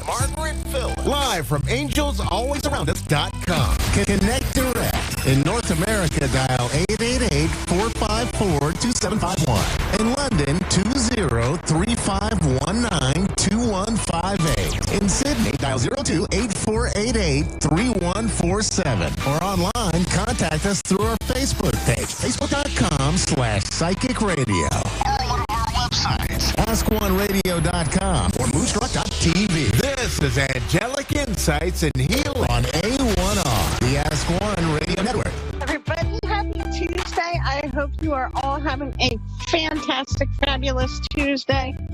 I am Margaret Phillips. For those of you who don't know, I am a psychic medium, a life coach, a shamanic energy healer, a Reiki master, a pranic energy healer, and a certified hypnotherapist. And I am also the owner of Angels Always Around Us. If you would like to follow me, you can do that by going out and checking out my Facebook page, which is Angels Always Around Us, or you can follow my private page, Margaret Phillips, but all my events are on my business page, Angels Always Around Us. You can also find me on Instagram at Angel Margaret P. You can also find me on TikTok at Angel Margaret P8. So there's that. Also, you can contact me through my website, which is angelsalwaysaroundus.com. So lots of cool stuff coming up. As we roll into the spring, we're going to roll into lots of great stuff every Tuesday at 4:30. It looks late today, but that's okay. We're only a couple minutes late. Every Tuesday at 4:30, I do Angelic Insights and Healing with A1R Psychic Radio. Honored to be part of that network. This Saturday, I can't believe it's happening already. So this Saturday at 10 o'clock to noon on Zoom, I am teaching my Journey into the Angelic Realm class. And that, again, will be on Zoom. And you can check out my Facebook page for more information. And in the meantime, I believe, yes, we have Trish in England. How are you today, Trish? I'm good, thank you. Are you? I'm good, thank you. How can I help you today? Just a general, please, if possible. A general reading? Sure. Let's say it's the angels, what you need to know. Thank you. You're very welcome. Thank you for joining us here. Oh, Trish, okay. So our first card, Leela, comes up. And she's telling you need to take time and do more meditation. Not only just meditation, but she wants you to take more time and spend more time outside. I am trying to remember, and my memory is failing me. I apologize.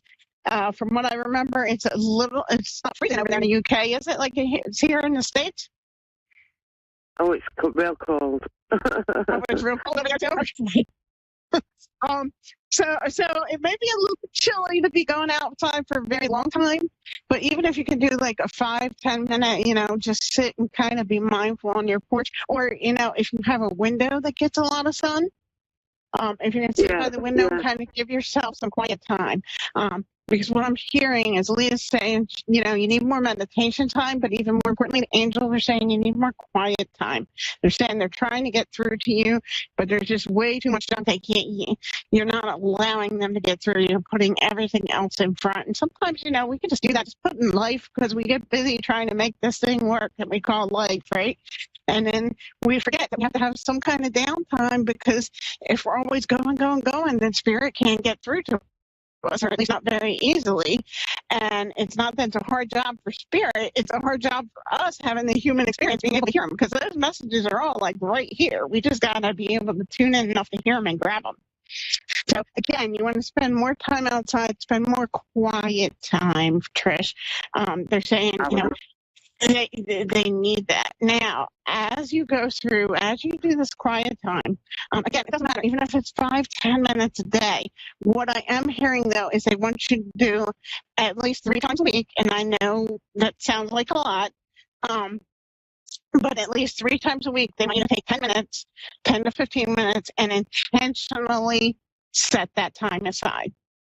So instead of saying, okay, I'm going to get to it, they want you to specifically say, okay, Wednesday, 9:45, that's my time. Okay, Friday, 1:15, that's my time. They want you to be very specific at least 3 times a week with your intention, because that is going to help kind of solidify this habit for you. And then what I hear, and what the next card is telling me as well, is as you do this, as you start to solidify, as you get going, you get that 3 times a week, you're going to fall into that habit of that quiet time. And then, Mystique is going to say, keep going, because as you have that quiet time and that routine kind of starts to solidify in your life, you're going to have all these blessings, because then you're going to be more receptive to spirit. And it's not that you're completely closed off now, it's just you're going to be more able to receive. So then, once you start doing this 3 times a week quiet time, you're going to get bombarded with messages. About 3 weeks later, you're going to be like, oh my gosh, I can't keep up with all this stuff I'm supposed to be doing. Spirit's really giving me a lot of science here. But that's because you have a big purpose. You have work to do, and they are here to tell you, they are with you. They are trying to guide you. But again, you need more quiet time so you can. And Mystique's going to help you. She's going to help you materialize everything. And when you feel like you're stuck, Fiona's coming, and she says, I want you to call on me, and I will help remove those obstacles from you. Fiona, I've nicknamed like the banging your head against the wall angel, because she usually comes to us after we've tried a whole bunch of things, and we're just so frustrated. We're like, fine, God, fix it. We can't take it anymore. That's usually when Fiona swoops in, and then she takes things out of our way, and then it's like, well, why didn't I just do that in the first place? So, again, you want to do some quiet time and allow yourself to just be receptive to what's coming in. What else can I help you with today? You need more clarification on that? You think you got that part handled? No, that's great. Thank you. Okay. Is there anything else I can answer for you today? We have a few more minutes. Not that I can think. The financial situation is a bit bad at the moment. Can you see that getting better? I'm sorry, which situation do I see getting better? My financial situation is a bit bad at the moment. Can you see that getting better, please?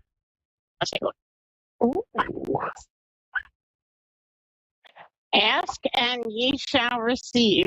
So we got a couple good cards. This is Astra, and she comes to tell you that you deserve the very best. She says, when you reach for the stars, I'm going to drop them into your lap. So that's a good sign. Keep working. Keep doing that quiet time. Astra is going to come help you. On top of that, we have Seraphina's here, and she is the happy change family angel. She usually comes to us when there's some kind of happy change coming in the family. So what it feels like, it feels within the next 4 to 6 months, everything's going to kind of start settling down, settling in. And like I said, in the next 4 to 6 months, and then probably about 7 to 9 months from now, it's going to seem, it's not going to be perfect because we don't live in a perfect world, but it's going to be so much easier. So hang in there. I know it's tough, but it will get better. Like I said, 4 to 6 months, it's going to start smoothing out. 7 to 9 months, you're going to be looking like, I'm not even navigating the road. What's going on here? This is so easy. Thank you so much.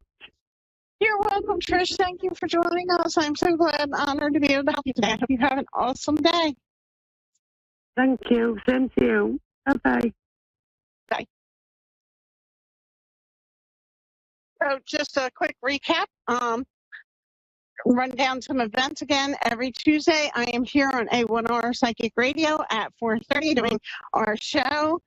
This Saturday, February 8th, I will be teaching Journey into the Angelic Realm, where we're going to learn about angels, their purpose, how to tell the difference between them, a deceased loved one, all kinds of cool stuff about angels. It's a very great beginner class. It's also a class if you know some stuff about angels, but you want a little more information. That class is only $50, and you can find it on my Facebook page. You can find the event page there. It's called Journey into the Angelic Realm. Again, that is this Saturday. There are still a few seats left. February 8th from 10 to noon on Zoom. So if you have internet access anywhere in the world, you can take this class. I hope you guys all have a great day. Again, follow me on Facebook, angelsalwaysaroundus.com, and learn where I'm going, what I'm doing next, because this is going to be a great year of great things coming up. I hope you guys all have a great day. I will see you next Tuesday.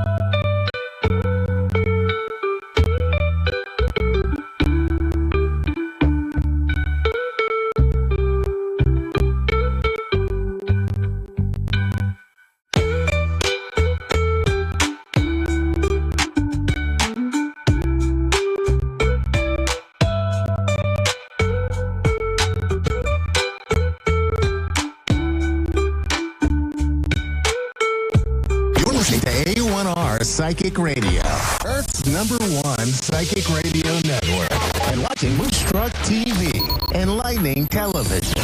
Welcome. Time for Welcome Your Woo with Psychic Sarah Jane. Sarah Jane. Live from SarahJanePatton.com. Connect direct to North America, dial 888-454-2751. In London, 2035192158. In Sydney, dial 02-8488-3147. Or online, contact us through our Facebook page, facebook.com/Psychic Radio. Or one of our websites, AskOneRadio.com or Moonstruck.tv. This is Welcome Your Woo on A1R, the Ask One Radio Network. Well, good evening, everyone. Psychic Sarah Jane here for another episode of Welcome Your Woo. Listen, I'm super excited to dive in tonight to something that is just my passion, my purpose, my heart, my soul. It's literally everything. So tonight I'm just going to be bringing to you what self-care really means to me, why I made it such a mission and purpose and passion of mine, and how it really is intertwined and connected to our psychic abilities, our spirituality, and how we actually receive messages from spirit, our guides, and the divine. So I'm going to tap into some of my own personal story this evening, because what I like to do is always teach through my experiences. I really do truly feel like I came here and was put on this planet to go through certain things, learn from them, and then go teach others how to overcome them. And one of the things that I've had to learn how to master is my self-care. And so they always say, if you want to master something, go teach it. So here I am. I also have, in the process of that, come to found this desire to have a healthier body. And as someone who has yo-yo dieted and lost 50 plus pounds more than 5 times in my life, when I began applying the self-care, the weight came off in a way that I never imagined. And I'm going to talk about that tonight as well. And the reason that I'm going to really start diving into this month, because here we are, welcome to February. How are we here already? Like, that was so fast. Who agrees with that? We got here in like 30 seconds, it feels like. But when we think of February, we often think about this being our love month, right? Because we celebrate, a lot of us do celebrate Valentine's Day, and not everywhere. However, it's kind of a commercialized holiday. And while I don't necessarily love those, I do think it is a time that we can take our focus and our attention and direct it in a way that really feels aligned with our soul. So if we look at the true intention behind love, it starts with ourself. We have been taught for so long to take care of other people, especially as if you're a mother, a nurturer, or caretaker in any type of way of others. We've been conditioned and programmed to take care of the house, take care of the kids, make sure that the laundry's done, all the things, right? And at the end of that, if there's a partner, taking care of our partner, the job, if we're working, whatever it is that's being done. And then afterwards, we get what's left over. As a mother of 6, and at one point I was a single mother of 5 children, I know what that's like. And I lived my life like that for many years. And then there just came a point where I was like, something's not working, something's got to give. And 20 years of studying and being deep into personal development work, I came to realize what was missing. So when you look at the personal development industry on a whole, this is my belief and perspective. Let me just preface it with that. Many of the teachers and teachings that we see, whether it's in a video we're watching, a book that we're reading, a seminar that we're attending, they're teaching lots of tools and resources to help support us to better ourselves, but they're not teaching the spiritual pieces of it. They're taking out this whole part that's connected to this bigger thing, the divine, spirit source, God creator, Nancy, Franklin, I don't care what you call it, that thing that we know is bigger than us, that we come from, the infinite source. And it's really interesting because I just said, what am I doing? I was actually told I had to keep these things separate, that my self-care movement needed to stay on one space. And my teachings of psychic development needed to stay in another. And I'm like, one doesn't go without the other. And I've been trying to figure out how to partner the two, how to marry them. And I did it. And how did I do that? Well, I created a movement and a challenge called the 30 Days of Me, where you take 30 days of nurturing yourself and loving yourself through meditation, through affirmations, through visualizations and intention.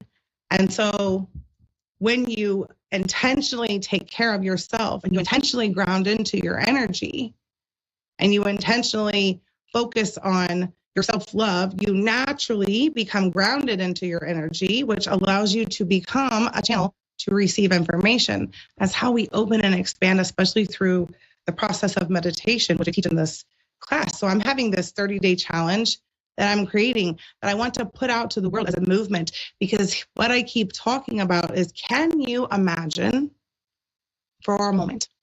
Can you just imagine for a moment if the entire world started loving all of themselves fully, completely, and taking care of themselves and giving from a place of abundant overflow, like from their abundance, from their overflow? Can you imagine what would that feel like on a mass level? So I'm creating this movement, and I ran this challenge last year in July, and I got to witness people have the most incredible, amazing results. And I decided to run this again, only I've gone through some more things in my own life that has prepared me and a next level experience. And I'm so excited. But tonight, I really want to dive into one of the biggest results I had from doing this, because I don't just want to invite you and tell you to come do it because you should. I'm going to show you what can happen if you do it.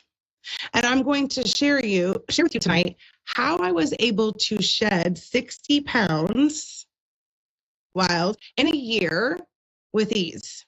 Okay. And people have been blown away because they're like, well, what does losing weight have anything to do with your psychic abilities? A lot, a whole lot. I discovered so much. So I'm going to talk about that right now. I'm going to kind of dive a little deeper into this and share some of my own experience that helped me level up for this challenge that I'm launching here on February 17th that I really want to invite people into. So I have called out 10 steps that I took to help me shed the weight. And before I dive into those 10 steps, the first thing I want to say is that we are powerful beings. And when we speak words, they hold energy, frequency, vibration. Okay. And if we're mindful of how we use certain words and pay attention to them, we can change everything. So I used to say losing weight, and I stopped saying that because to lose means to find it again. If it's lost, I can find it. Then I used to say release the weight, and I shifted out of that real estate background and understanding the definition of lease. I wasn't wanting to bring it back. So I've shifted to shed, because shed is gone. It's not here anymore. So I shed 60 pounds from January of 2024 to January of 2025, following these 10 steps. The first thing I did was somatic movement. In September of 2023, I attended a women's festival in St. Louis. It was just incredible. It was so amazing. One of the most powerful, life-changing experiences I've ever had. And at that event, there was an ecstatic, or also known as elevated dance, and I fell in love. I had been begging for some type of exercise that I would like. And what I came to realize was I didn't need necessarily an exercise program. I needed something that felt fun, or that made me excited, that didn't make me dread it. And then I tried to figure out, why did I dread exercise? And magically, my little 7-year-old unicorn oracle, like walking oracle, shows up yesterday to show me why. Some of you, this might blow your mind. She told me that she's in first grade. She told me that at school, she has to run laps if they get in trouble. Personal development mom over here, who's always paying attention to our thoughts and how we respond or react to things, and the energy around a situation, how we feel about it, immediately goes to, and the subconscious and how it stores it there, and then makes it keep believing it, goes to, oh, they're using exercise as a form of punishment, which creates this resistance to it. Oh my gosh, that's what happened to me. I suddenly was remembering how this was done to me in school as well. So imagine how we've been using laps and running and push-ups and pull-ups and physical, activity as a form of punishment to children over generations of time. Because this has been going on for a long time, right? This isn't new. This isn't something new. Did something, have to go run laps, right? Oh, now I'll do push-ups. But it creates this negative energy around it, causing resistance in the subconscious mind. So then when you're being asked to do it, you don't want to. So somatic movement is intuitively listening to your body and how it needs to move and what it needs to do, like just listening. And so I started moving in whatever way felt good for me, and it became just dance parties. I would turn music on and move. Sometimes I would turn on music that made me feel happy, and I would jump around and claim all of my affirmations as I did it. Sometimes if I was in a low and I was feeling sad, I needed to let go of some things that perhaps I was holding on to, I would imagine that I was letting it all go as I was moving. I would squeeze my arms and say, oh, I'm releasing any, or letting go or shedding any limiting belief projected onto me. Anything ever said that wasn't true that I took on as my own to redefine who I was that wasn't truth. And so during that movement, it's just letting go. During the movement, because it becomes almost meditative, you can receive downloads of information, intuitive hits, the intuitive hit to move a different way and listening. So it becomes a practice of listening to your body, which becomes a practice of trusting your intuition. So that's the first thing I did. The second thing I did is I recited affirmations every single day. There was one specifically that I always said, I am healthy and I weigh, and then I inserted my weight. So perhaps you want to do that. About a month before I hit the goal number, I was close. I was like, oh my gosh, I'm almost at the weight. I'm almost there. I was so excited. And then I remember writing the next affirmation, and I wrote a new weight. For the first time in my life, my driver's license weight and my actual weight were the same. Come on, y'all know that you have been lying on your driver's licenses. Like, I know you have, because I know I have. I don't know anyone that hasn't been lying on it. Like, especially us women be like, not telling the truth about how much we weigh. But I shifted, and those affirmations were said every day, every day, every day. I wrote them and I recited them. The next thing I did was I purged my home, my personal spaces, including relationships. There were some friendships, relationships I had to let go of. But when we hang on to all of that, okay, it's energy, and we store it within the body oftentimes, especially females. We like to just store it in our hips and our arms and our backs and our legs and everywhere, right? We just store it everywhere. So we will hold on to our trauma. We will hold on to what's not serving us, or our experiences that were not fun. They just kind of reside in the body until we actually acknowledge that they're there and we let them go. So during this purging process, what I like to mention is that take a look at your home. Look around. What closets do you have to clean out? What drawers do you need to, we all have a junk drawer, right? Clean the junk drawers out. If you have money to spend, go spend it so that you can welcome in more to come. Like if you're sitting there with gift cards that are like 3-4 years old and you haven't used them, go spend those, because you're blocking more from coming in. Go spend them. But purging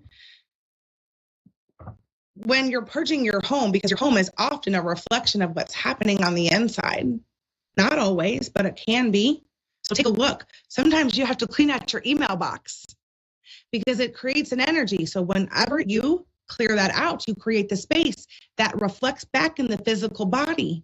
You clear that out, your body shrinks because it doesn't need to hang on to all of that because it lets it go as well.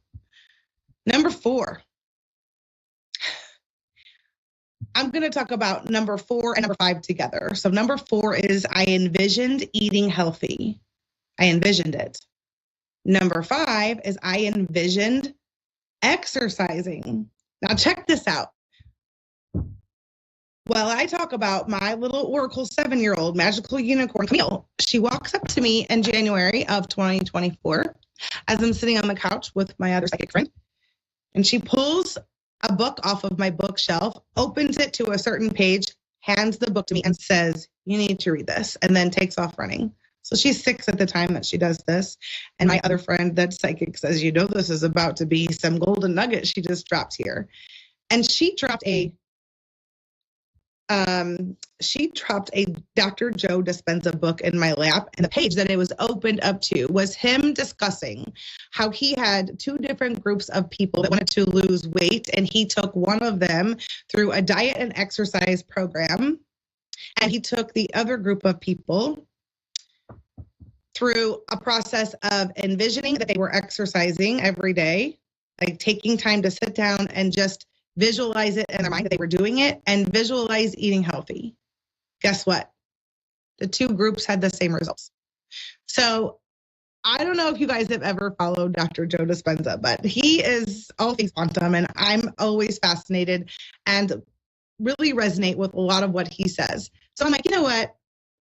Why not just try this? Like, what's the worst could happen? I don't lose any weight, right? Like, it's okay. Let's just check it out and see what occurs.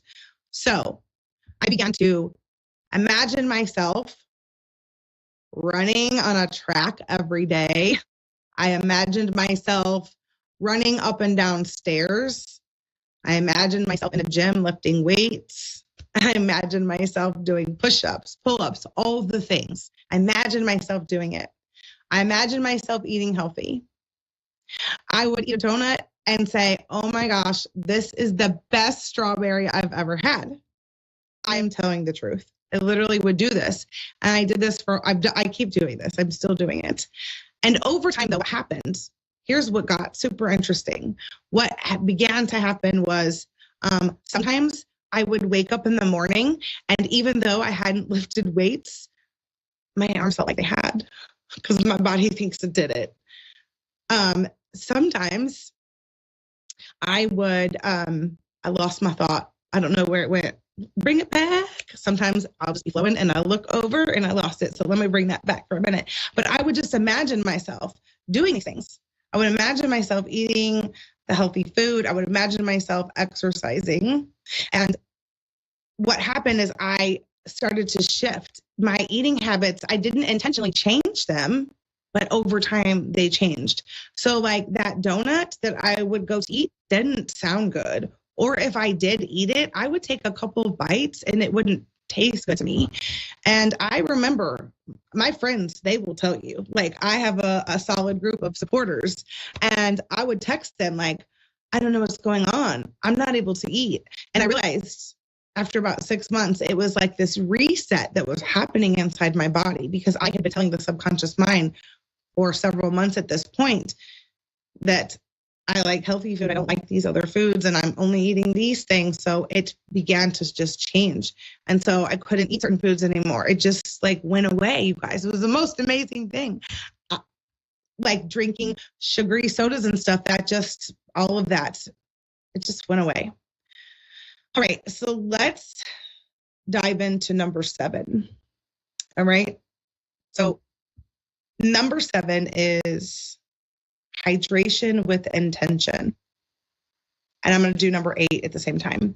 Number 8 is eating with intention. So hydration with intention, eating with intention. Now, when we think of religious and spiritual practices that have been going on forever, we know that prayer is often done prior to eating, but I have come to discover there's actually something about that.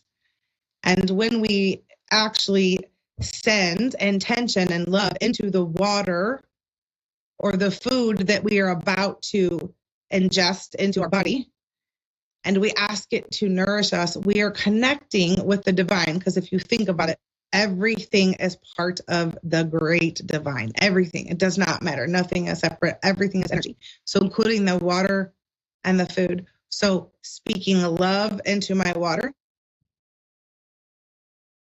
asking it to nourish or provide me with the hydration that it's meant to, and then speaking love and intention into the food as well. So asking that food to give me the nutrients that my body needs to absorb what it's taking in that is necessary for me. So when you do that, it also shifts the way that your body processes on an energetic level what you are ingesting. I know it sounds wild. I know it sounds so out there. But however, I am a living proof of this. I literally shed 60 pounds over a year, and it's just over a pound, right?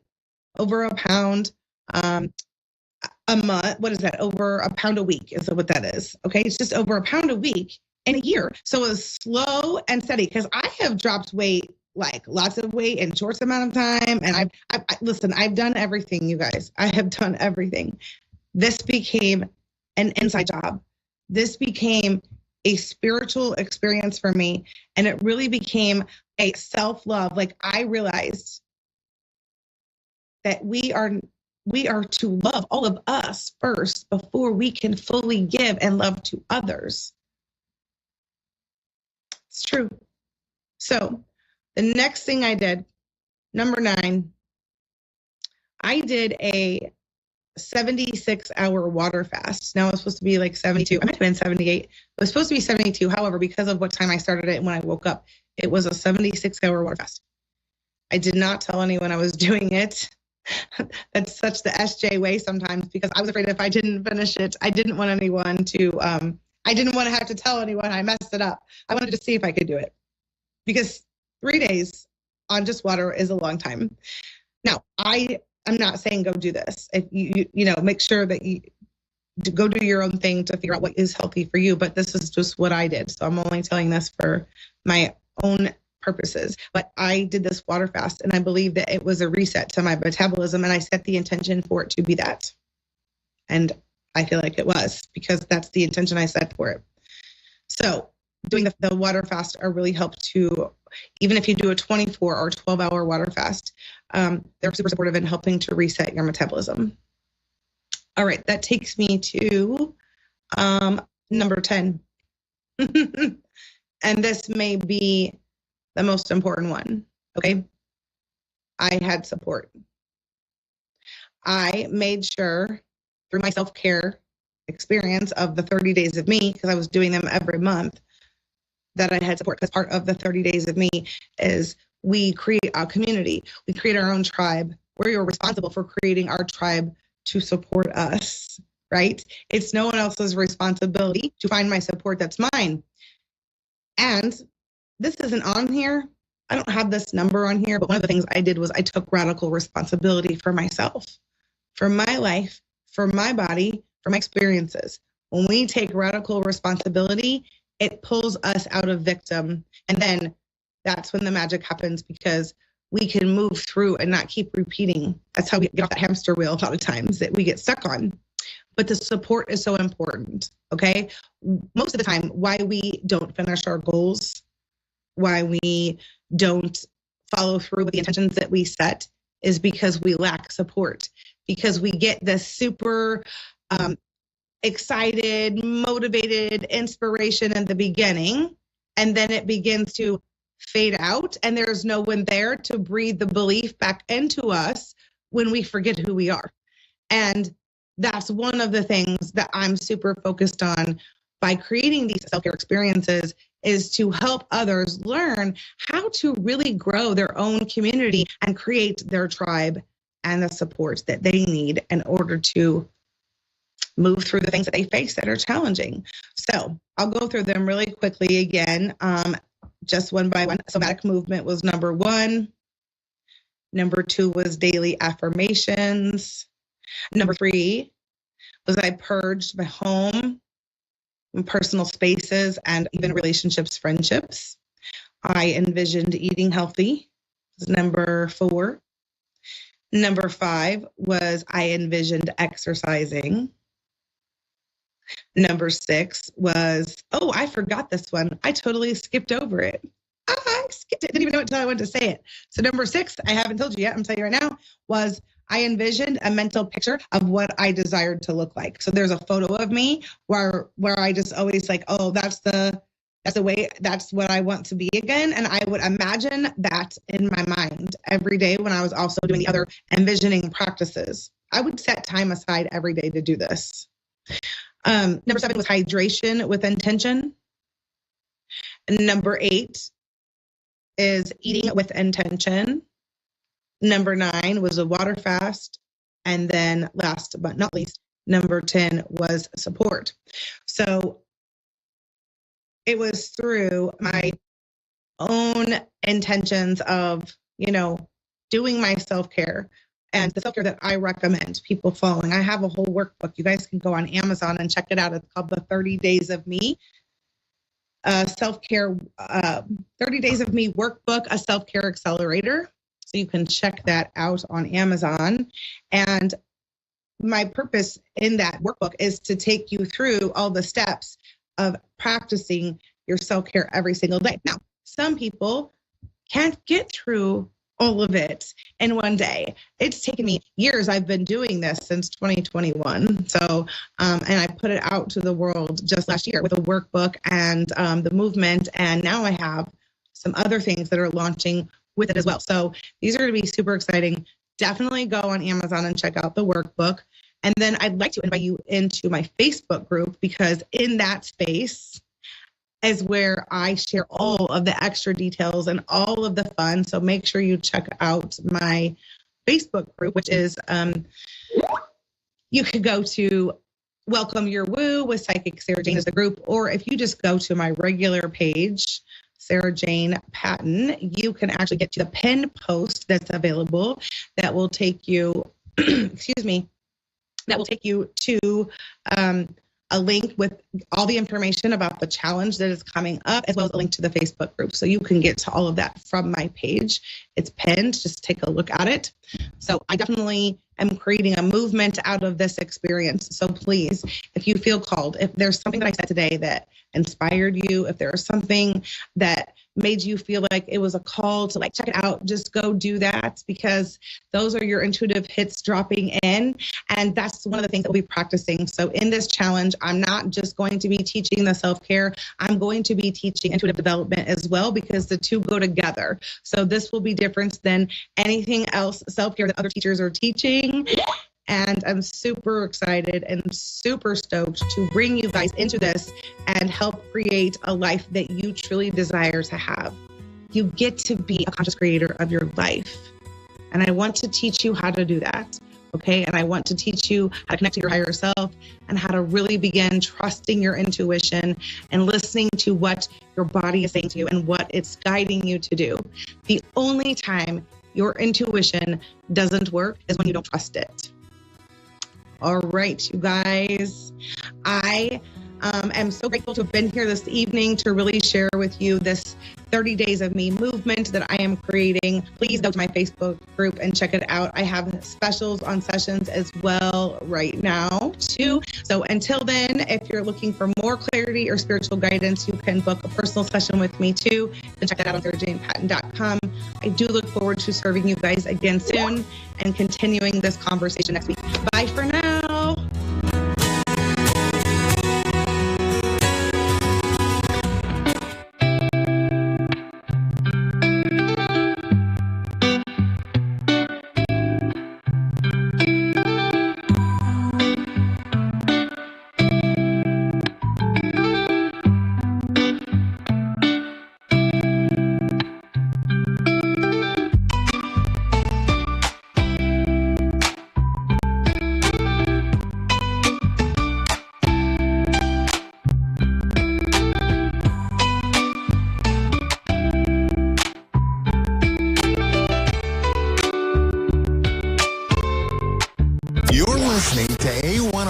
Psychic Radio, Earth's #1 psychic radio network, and watching Moonstruck TV and Lightning Television.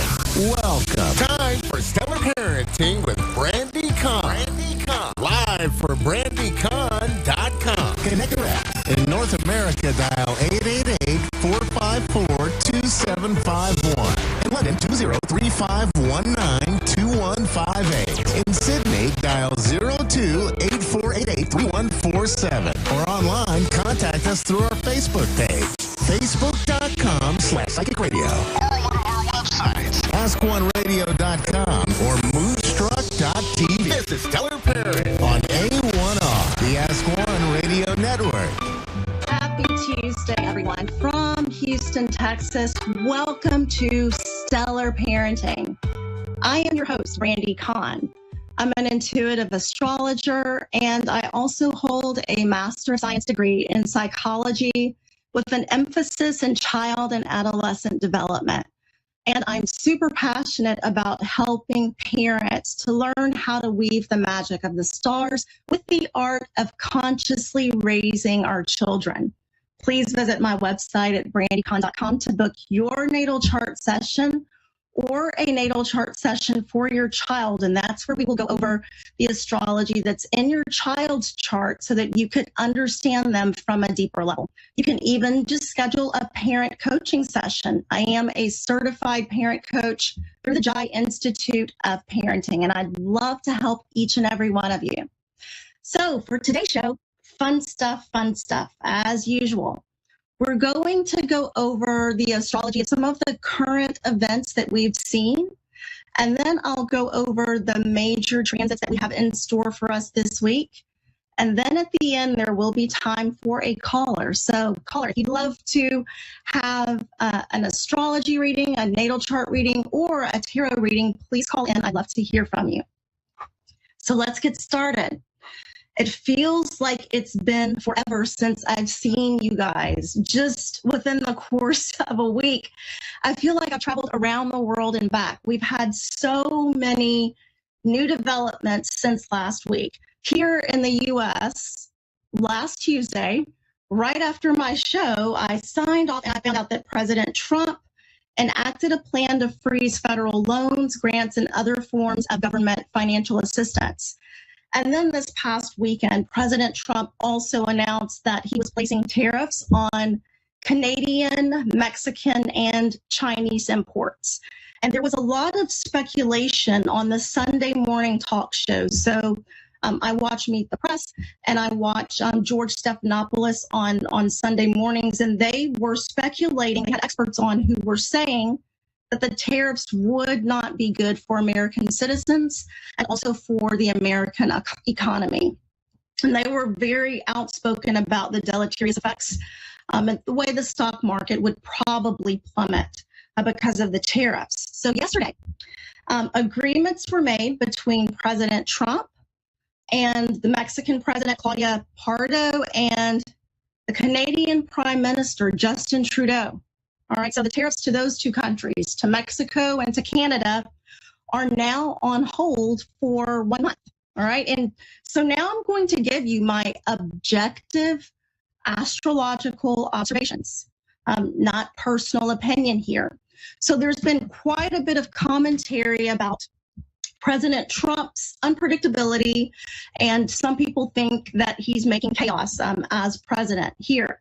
And these comments that I've seen are so interesting to me as an astrologer because I've taken a look at Donald Trump's natal chart, okay? And his behavior, his decisions, his actions can all be explained by the placements that he has in his chart. And I'm going to share this with you, a little secret. So let's start off. Let me just tell you about the planet Uranus. Uranus is the planet that represents freedom, change, shocks and surprises, things that happen quickly that we never quite saw coming, awakenings and breakthroughs, okay? Now, Uranus and President Trump's natal chart is in his 10th house of career and public reputation. Also, it's only 5 degrees away from his natal sun, which represents his identity and his ego.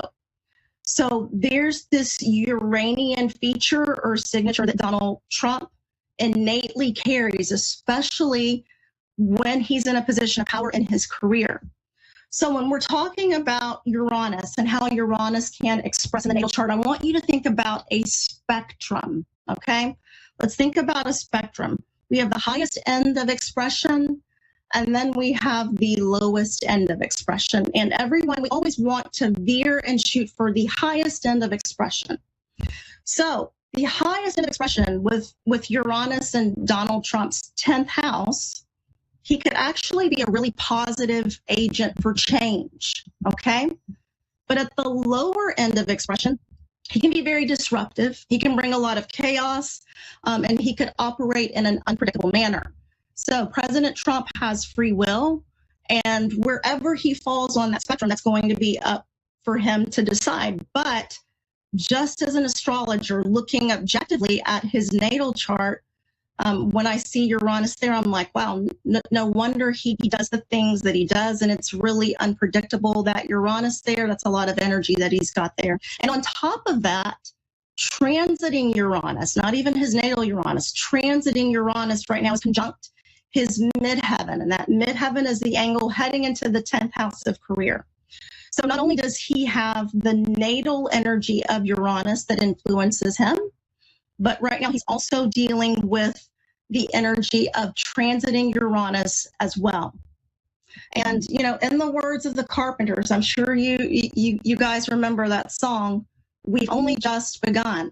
Okay, we're only 2 weeks in, and I know that there's going to be a lot more changes that are coming. What helps me as an astrologer, I try to think about things objectively, try to look at the transits, the energy of the person, like who's making the decisions. And I don't know, it makes me feel a little bit better to kind of understand from a logical point of view why I'm seeing what's happening happen, okay? So I just wanted to share that with you all, just to give you a secret, secret insight into Donald Trump's, the way that he thinks, his psyche and his mentality. Now, also here in the United States, we've had tragic developments within the past week as far as air travel is concerned. On Wednesday evening last week, January 29th, an American airplane with 64 passengers was hit by an Army helicopter, a Black Hawk, with 3 passengers over the Potomac River in Washington, D.C. And unfortunately, there were no survivors. And then on Friday evening, January 31st, there was a private medical jet carrying 6 passengers that crashed in Northeast Philadelphia with no survivors and then 1 casualty on the ground. And I saw so many people on Facebook and TikTok asking, what's going on? Why are we seeing all of these airplane crashes? What's going on with this?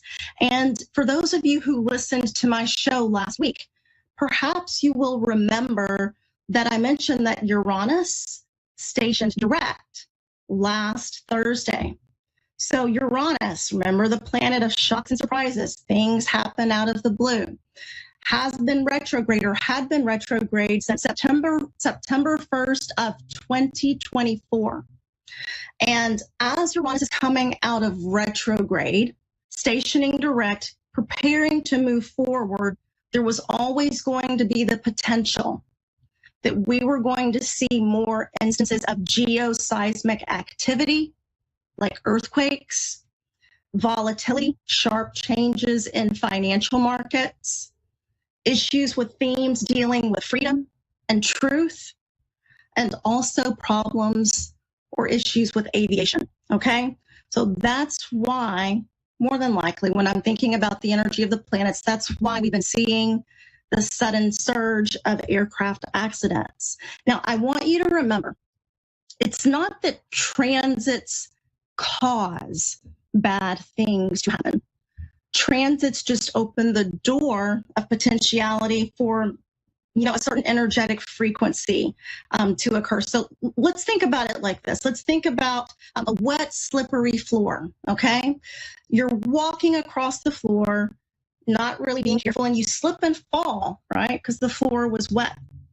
It's not the floor that made you fall, not the floor that made you slip. It's just that the environment or the circumstances were more conducive to you slipping and falling. So likewise, when Uranus stationed direct, a lot of the issues and themes of Uranus were going to come to the forefront. So it's not like the planet directly caused these events.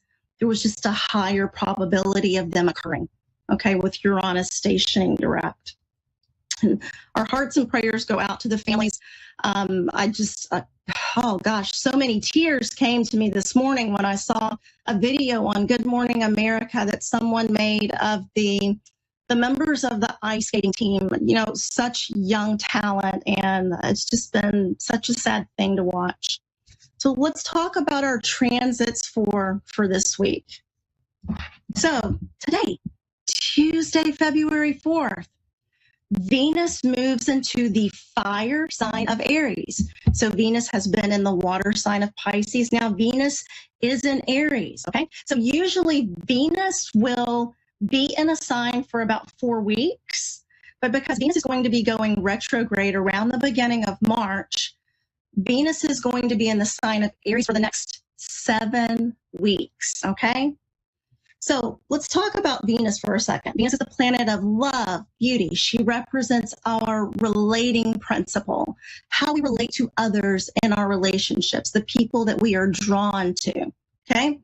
So when we put Venus in the individualistic fire sign of Aries, we get a completely different energy, okay? And when I intuitively feel into the energy of Venus in the sign of Aries, she almost feels like Xena, warrior princess to me. And that's the energy that I get.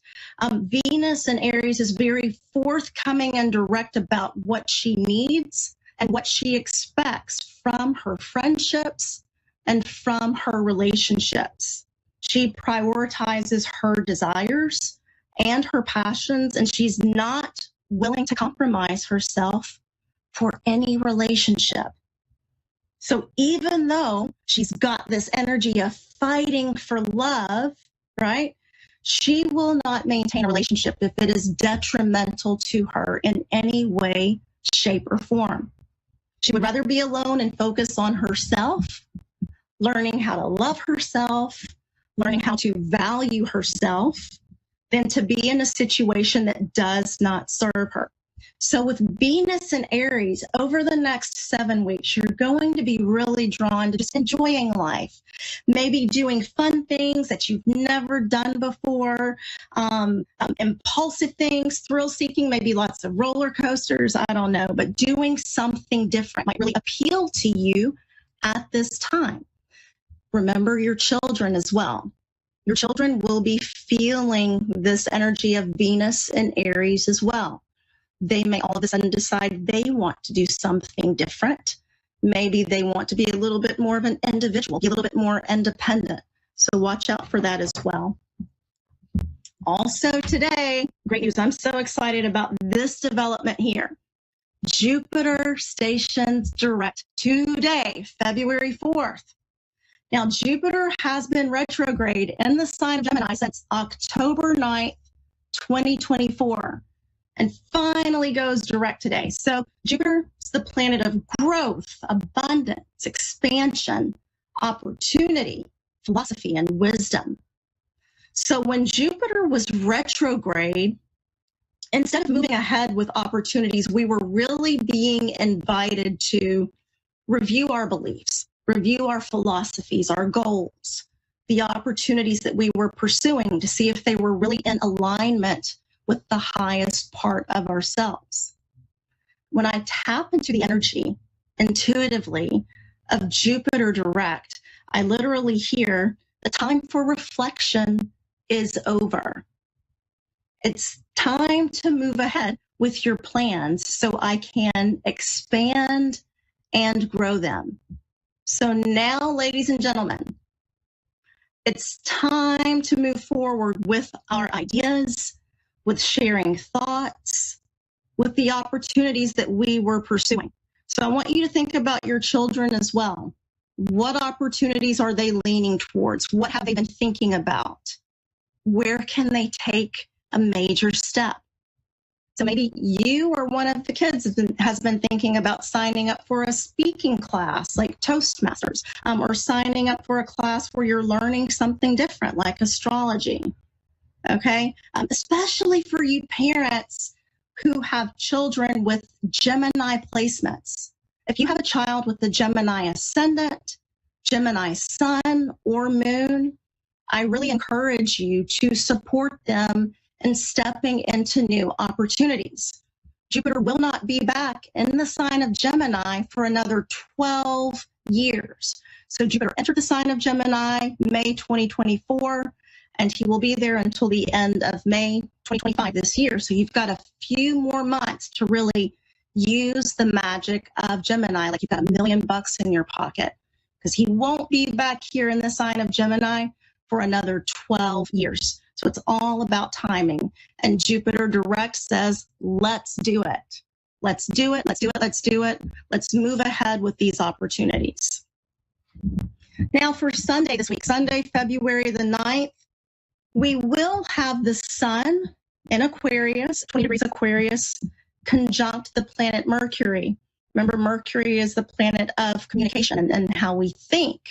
Okay, so Mercury will be cazimi with the sun, which means in the heart of the sun, the energy of Mercury will be amplified there at 20 degrees of Aquarius. And this is a really excellent aspect when it comes to communication and when it comes to the intellect. Okay, the sun here with Mercury will add a dose of clarity, will add light to your thinking process. And you're prone to have really deep realizations about everything that you've been wondering about, and you haven't quite been able to gain any clarity. You're likely to get that this weekend, and even get clarity behind the inner dynamics of issues and situations that have been a little bit muddled, okay? Don't be surprised if everything becomes crystal clear. Another thing that I'd like to add that I picked up on, my guides were sharing this with me last night about this particular aspect here.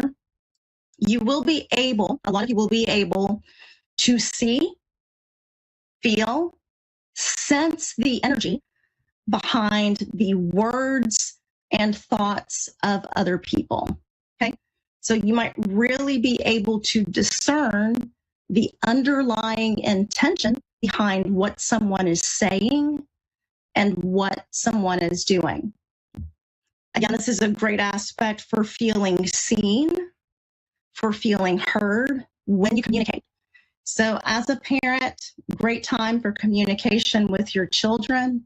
It's a great time really for teaching your children with the sun conjunct Mercury and the sign of Aquarius. Remember, Aquarius is an air sign that's really all about information and helping other people. There's a humanitarian slant to the sign of Aquarius. So maybe we can have a conversation with our children about how can we show empathy for others? How can we help others? How can we be of service to those who need it most? How can we help?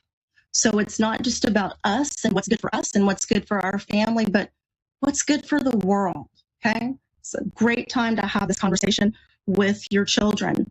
And also, does anyone have if you've got a child who's got a speech competition coming up maybe Saturday or Sunday, when I was in high school, we did debate speech competitions on the weekends. If you've got a child with a speech competition and if this aspect hits their natal chart in just the right way, they could really shine. Or maybe your child has a presentation at church that you're going to be speaking this Sunday. This is a great aspect for that as well. All right, and the last thing that I want to talk to you about is for Monday, February 10th. So this will be next week. We will have Mercury at 23 degrees of Aquarius squaring Uranus at 23 degrees of Taurus. So with this transit, It really represents a change in the way that we think, in our thinking patterns, or new ways of communicating.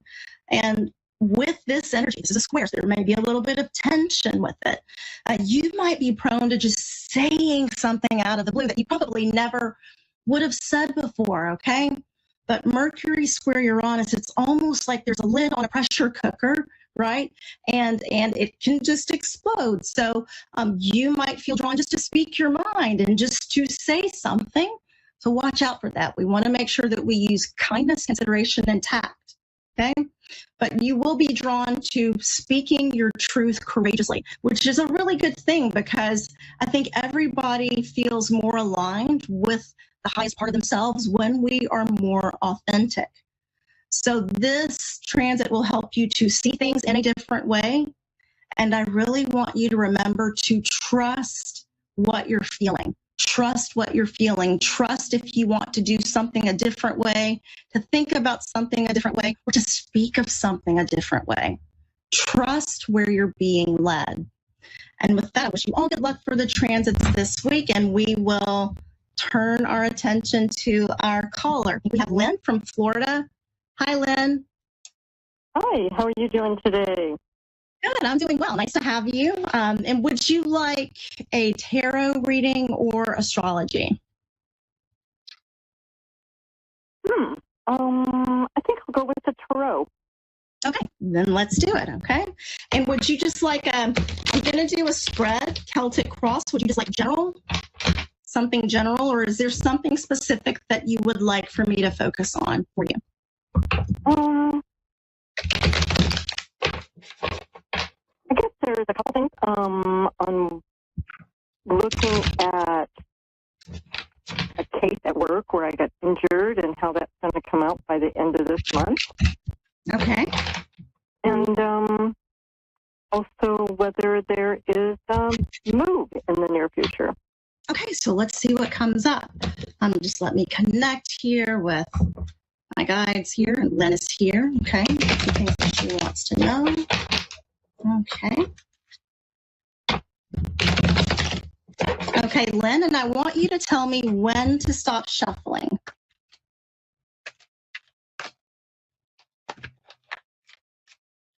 Okay. Okay, let's see what we've got.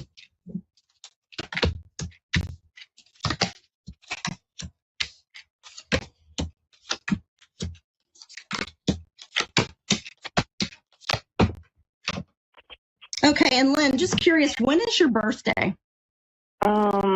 It's December 24th.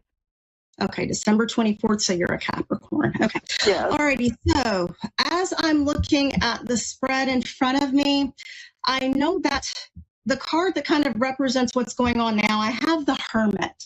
So have you been feeling a little, not really isolated and secluded, but almost just like you want to spend time alone, going over different things, you know, I guess just self-reflection is the way that I want to put it. Do you understand that? Yes, I do.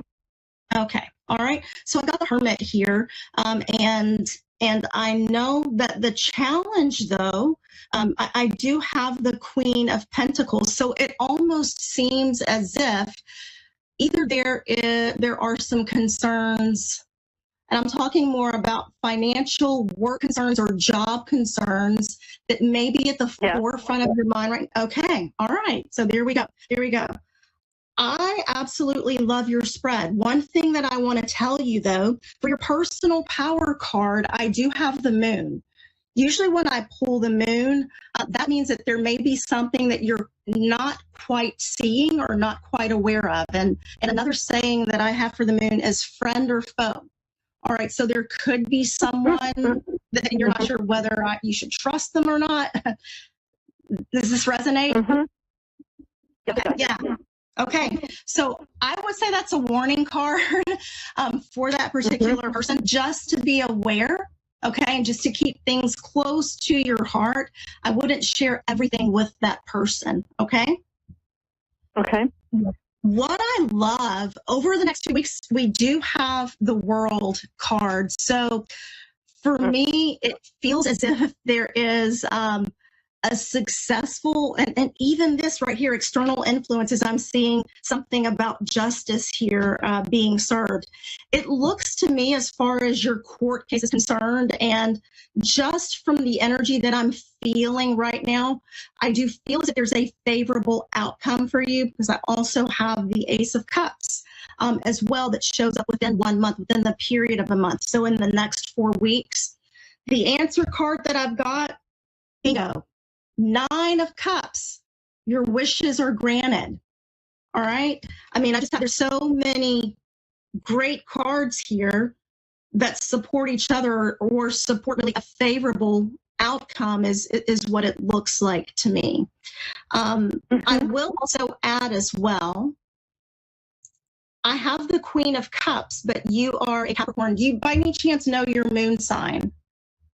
Yeah, it's Leo, and it's in my birth house. Leo rising. Okay, so you're a Leo rising. Okay. So this is what I want to say about the Queen of Cups. Throughout this process, over the next 4 weeks, I already feel, your guys are making me feel like, for whatever reason, your intuition is coming online and coming in stronger. Would you understand that? Yes, I do. Okay, great. It's going to continue to amplify. It's going to continue to come in even stronger. Okay. So over the next 2 to 3 months, I really want you to be paying attention to the intuitive feelings that you have, to the nudges that you get from spirit. Okay. Because it feels like there's a lot that's coming in. Some information comes in through downloads or just realizations. And I want you to pay attention to that and to acknowledge it for what it is. It's not just a random idea that comes across, or through the front of your mind. A lot of times it's divine guidance. Okay. So really lean into that. And I also have to say, my guides are drawing my eye here on the Queen of Cups card. I cannot stop looking at these 3 angels, like the 3 angels on the card. So there is a significant connection with angels, angelic beings. I would say for you, do you understand that? Yes, I do. Totally. Okay. So please know, because I can't stop looking at the angels, and I feel like that they are coming in to let you know that actually you're being guided. They are helping you. They are guiding you through this process. You will never be alone, even though, the Hermit was the original card for the situation, and it feels like you've pulled your energy back a little bit, and there's a lot of self-reflection. Your angels want you to know that they are with you. They will never leave you, and they're going to walk through this process with you. Okay, Lynn? Oh, that's good to know. Yes. I appreciate that. Yeah. Yes. And that is, I'm not really seeing anything for a move directly. Now, with the Ace of Cups, it could be, the potential could be there for a move within the next 2 to 3 months. Okay? Okay. That makes sense. All right. So we only have a few seconds left, but thank you so much for calling in, Lynn. I wish you so much luck, prosperity, everything wonderful in your life. Thank you. No, that was a very, very good, accurate reading. Very much so. Thank you. Oh, thank you, Lynn. Have a good day. And all right, ladies and gentlemen, that's it. We're here to the end of our show, and let me just remind you, the stars may guide us, but we hold the power to shape our destiny. So keep radiating your light, keep shining bright. Until I see you here again next week, have a wonderful week.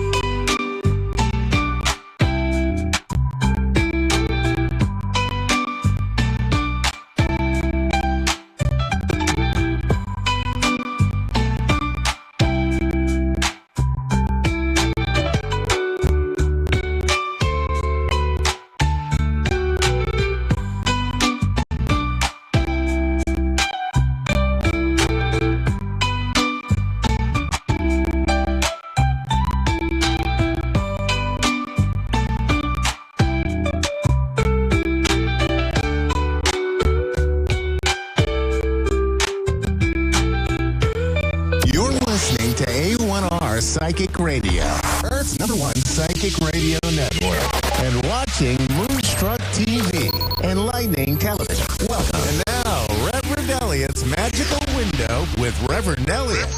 Live from magic-works.com. Connect direct. In North America, dial 888-454-2751. In London, 20-3519-2158. In Sydney, dial 02-8488-3147. Or online, contact us through our Facebook page, facebook.com/psychic radio. Or one of our websites, askoneradio.com or moonstruck.tv. This is Reverend Elliot's Magical Window on A1R, the Ask One Radio Network. Greetings, fellow seekers of truth, wisdom, and light. This is Reverend Elliot, your friendly neighborhood esoteric practitioner, coming to you live tonight from the city of New York, where we're still freezing. It's still cold here, but I've got news for you.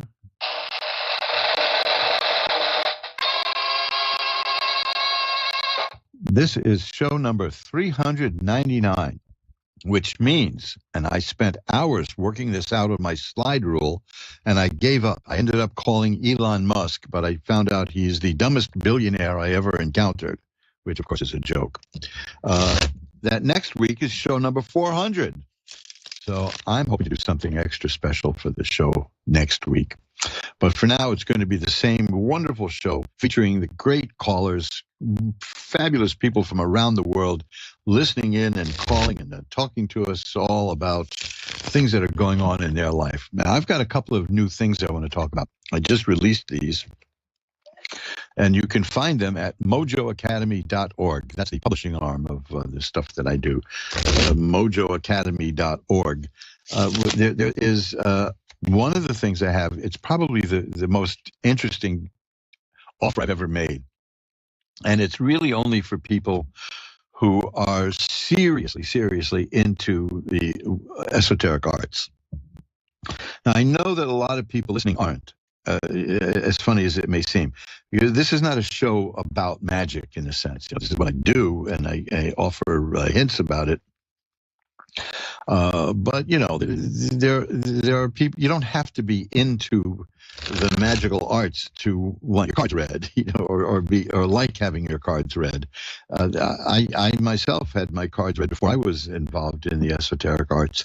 But if you really are into it, there is a set of books that you should have, and the set of books can run a couple of $1,000s now. But the good news is they recently fell into the public domain, which means all kinds of people are reprinting them.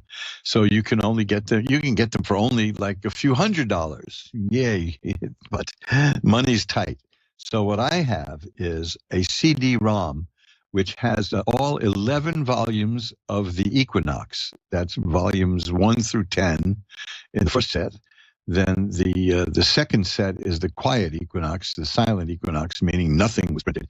And then the third is called the blue equinox. So there's 11 books. I have an offer of all 11 books, plus 2 tremendous bonuses for $14.99. Okay? Now, you can't beat that. And these are fully searchable discs with complete PDF files. And the bonuses, if you don't believe what I'm going to tell you, take a look at mojoacademy.org and look and click the link for the Equinox.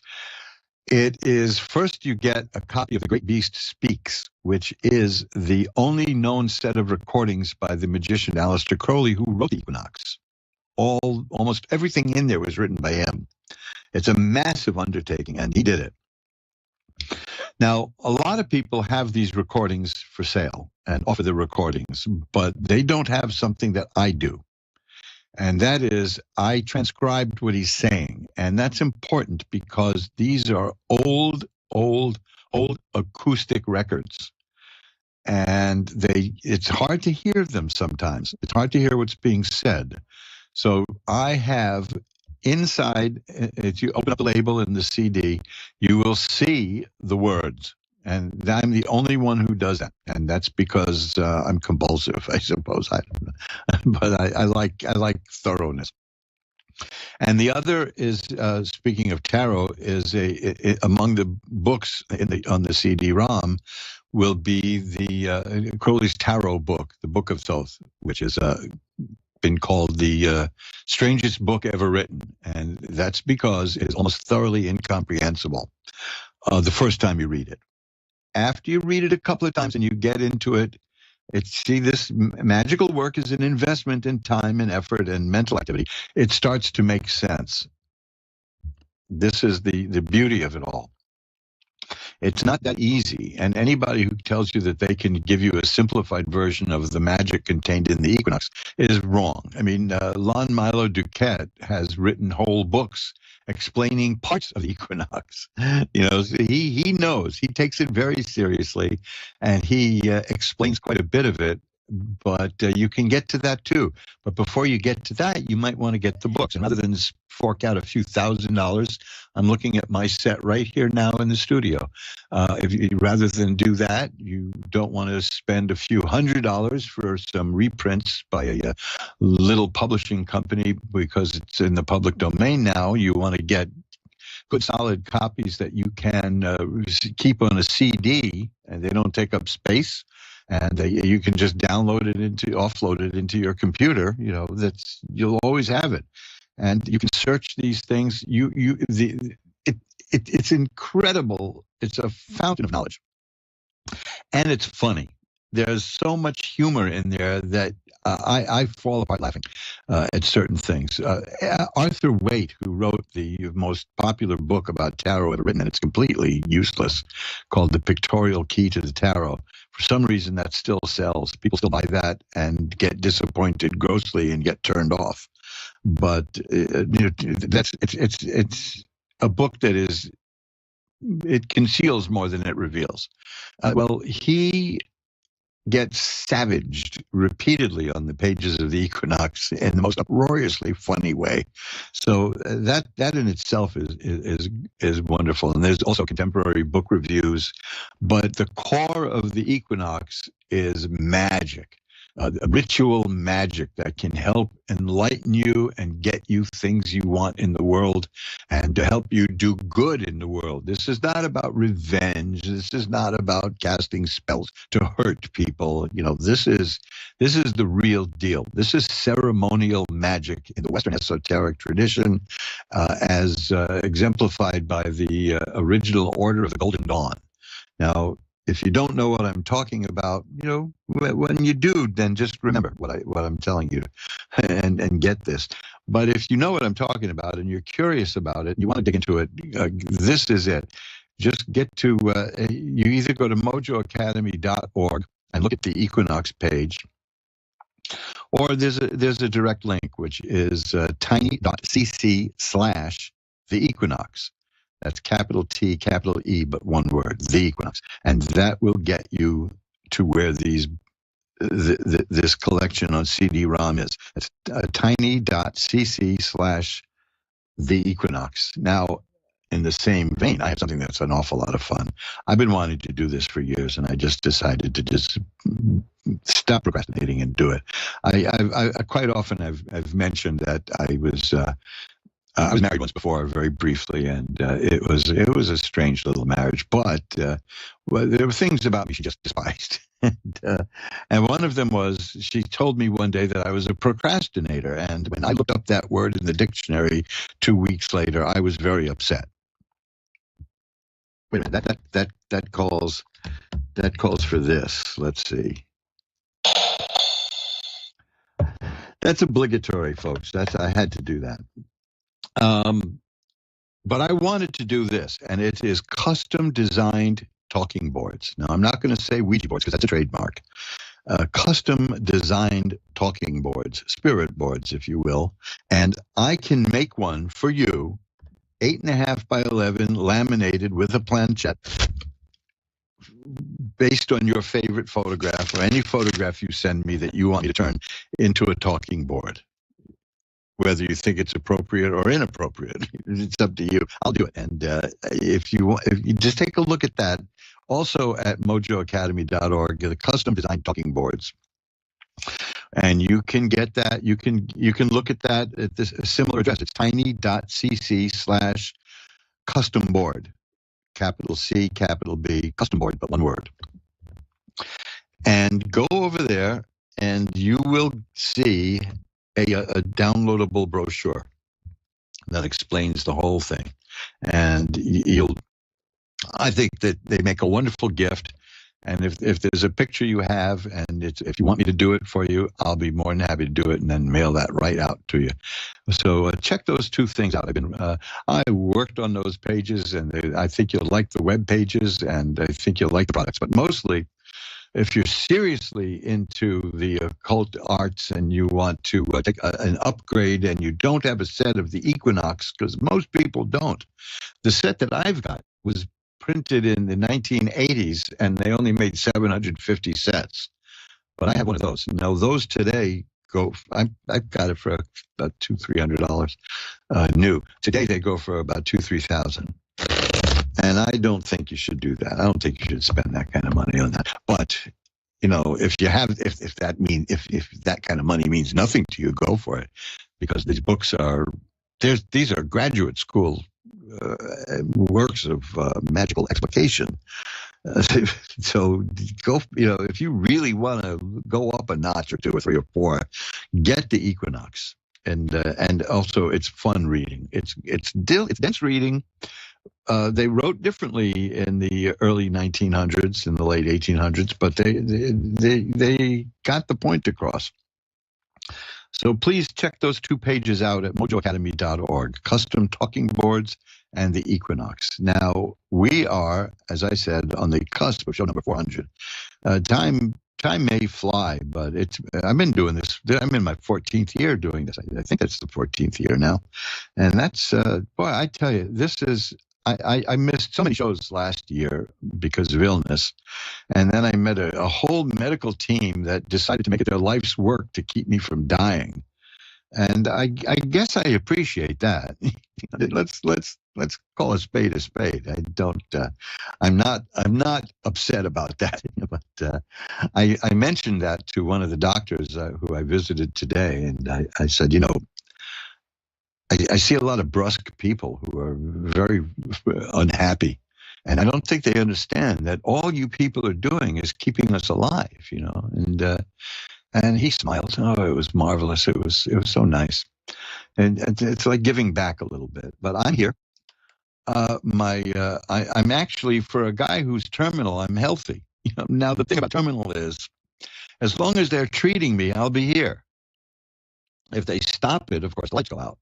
But that's there's worse things that happen, and I'll deal with it. And when it gets flowing, when I get into the whole flow of it, and accept this as part of my life, which is what it's going to be forever, I'll be doing more and more innovation, like the talking board or like the Equinox.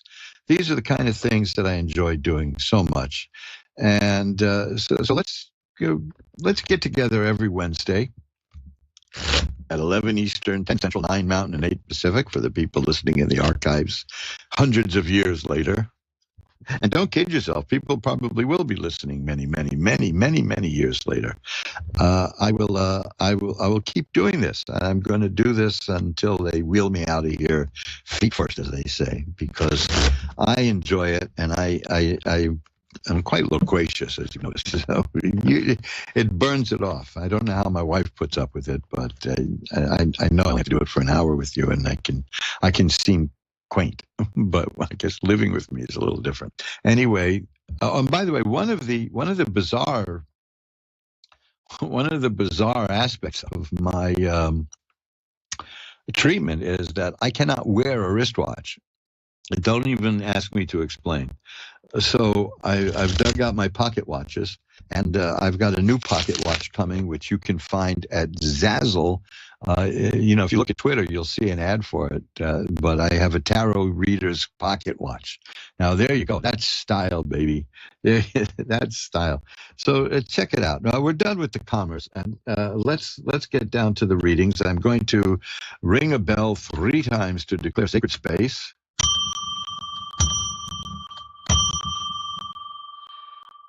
will pull back the curtain on the magical window for Beth in Eagle Rock, Virginia. Hi, Beth. You're on with Reverend Ellie. Hello. Hi. How are you? I'm doing well. Good. I'm here. Let me tell you something. The best friend I ever had in my life was from Eagle Rock.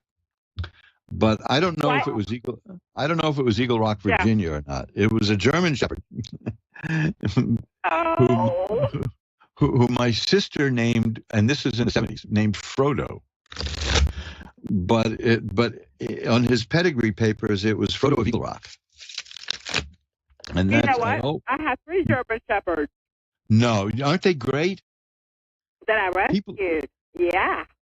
People don't know. People like dogs, but I don't think they understand that the thing about German Shepherds is that they learn. You can train a dog, but they learn. And I found that out because I asked the dog. I said, "Go to mom." When I was a kid, I was living at home at the time, and the dog went to my mother. We never told him that, but he was listening to the way we spoke to each other, and he knew who was who. And They really understand what you're saying. Like, yes, to you. Yeah. Now So you have to be careful with what you say. Yes, you do. And I didn't see that dog after I grew up and went out and left home and all. And then I went to visit one day.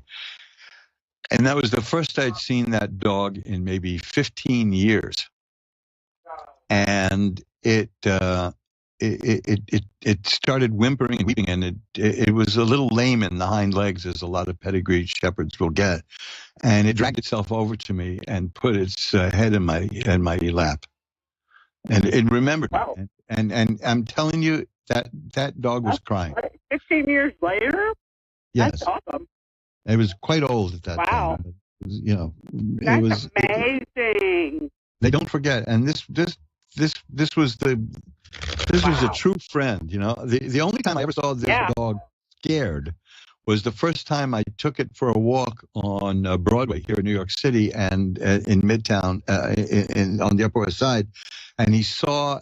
Up until then, he was the biggest animal he'd ever seen, But he saw a mounted policeman on a horse, and he saw a horse, and he started crying. And he was like, "Oh my God!" And he That is way bigger than me. Yeah, he went into the submissive position with tail up and all that, but it was very funny. Yeah. But yeah, that so I see Eagle Rock, and I always think of that wonderful animal. That was my best friend as a teen, and That is so cool, because I have 3 of them. How coincidental is that? Yeah, that's They're man's best friend. They're definitely your best friend, and I take them with me.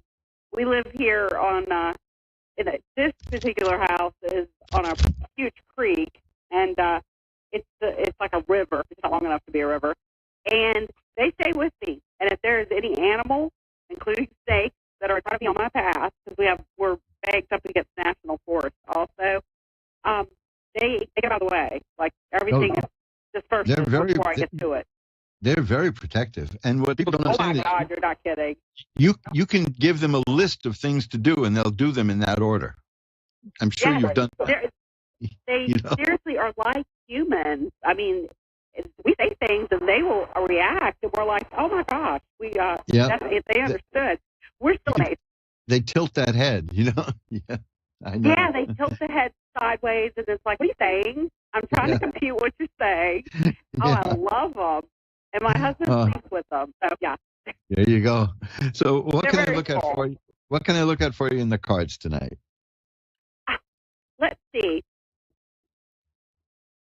Let's do finances, because that's what's foremost to me right now. Okay, well, wow. Okay, the first card I have is a card with coins on it, which indicates money.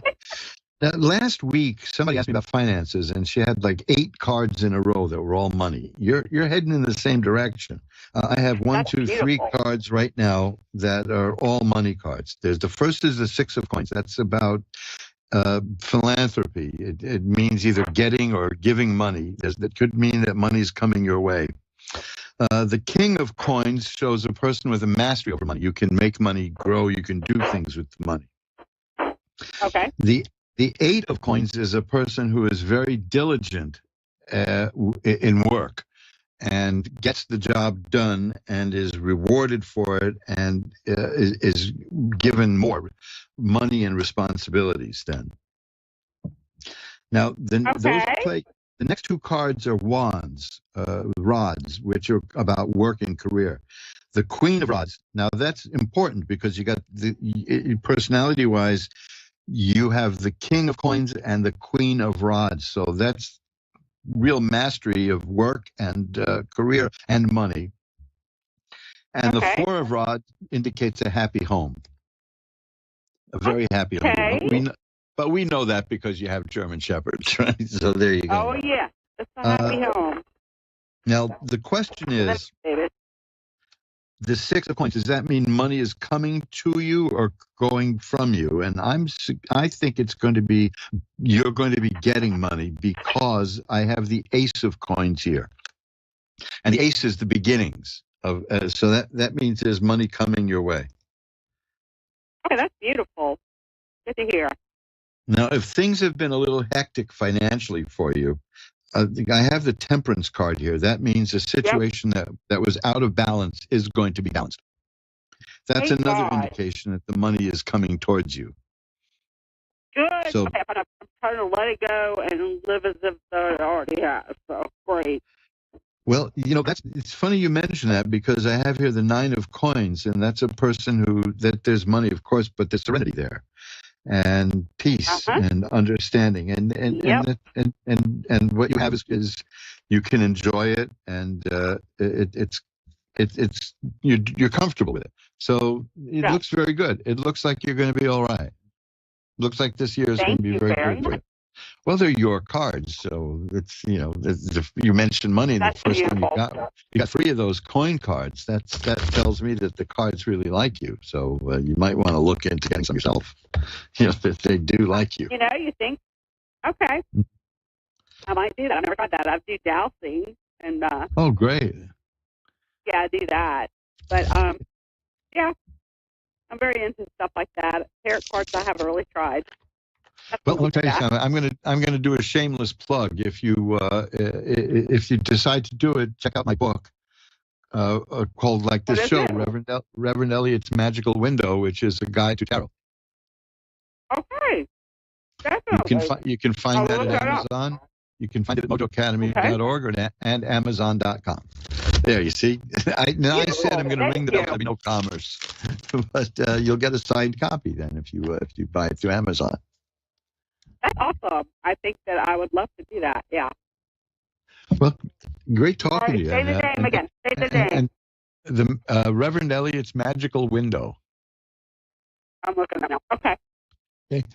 And thank you for bringing back so many happy memories. It's you are welcome. I hope you have a beautiful night.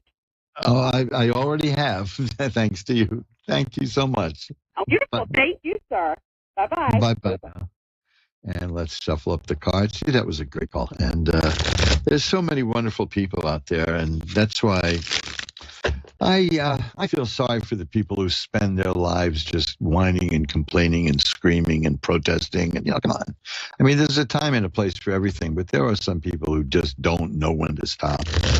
And phew, man, I ran a newspaper for 20 years, and I was exposed to people like that a lot.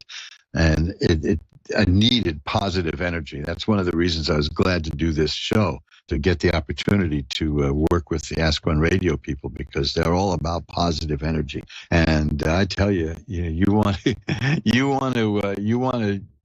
subject yourself to negative energy, run a newspaper.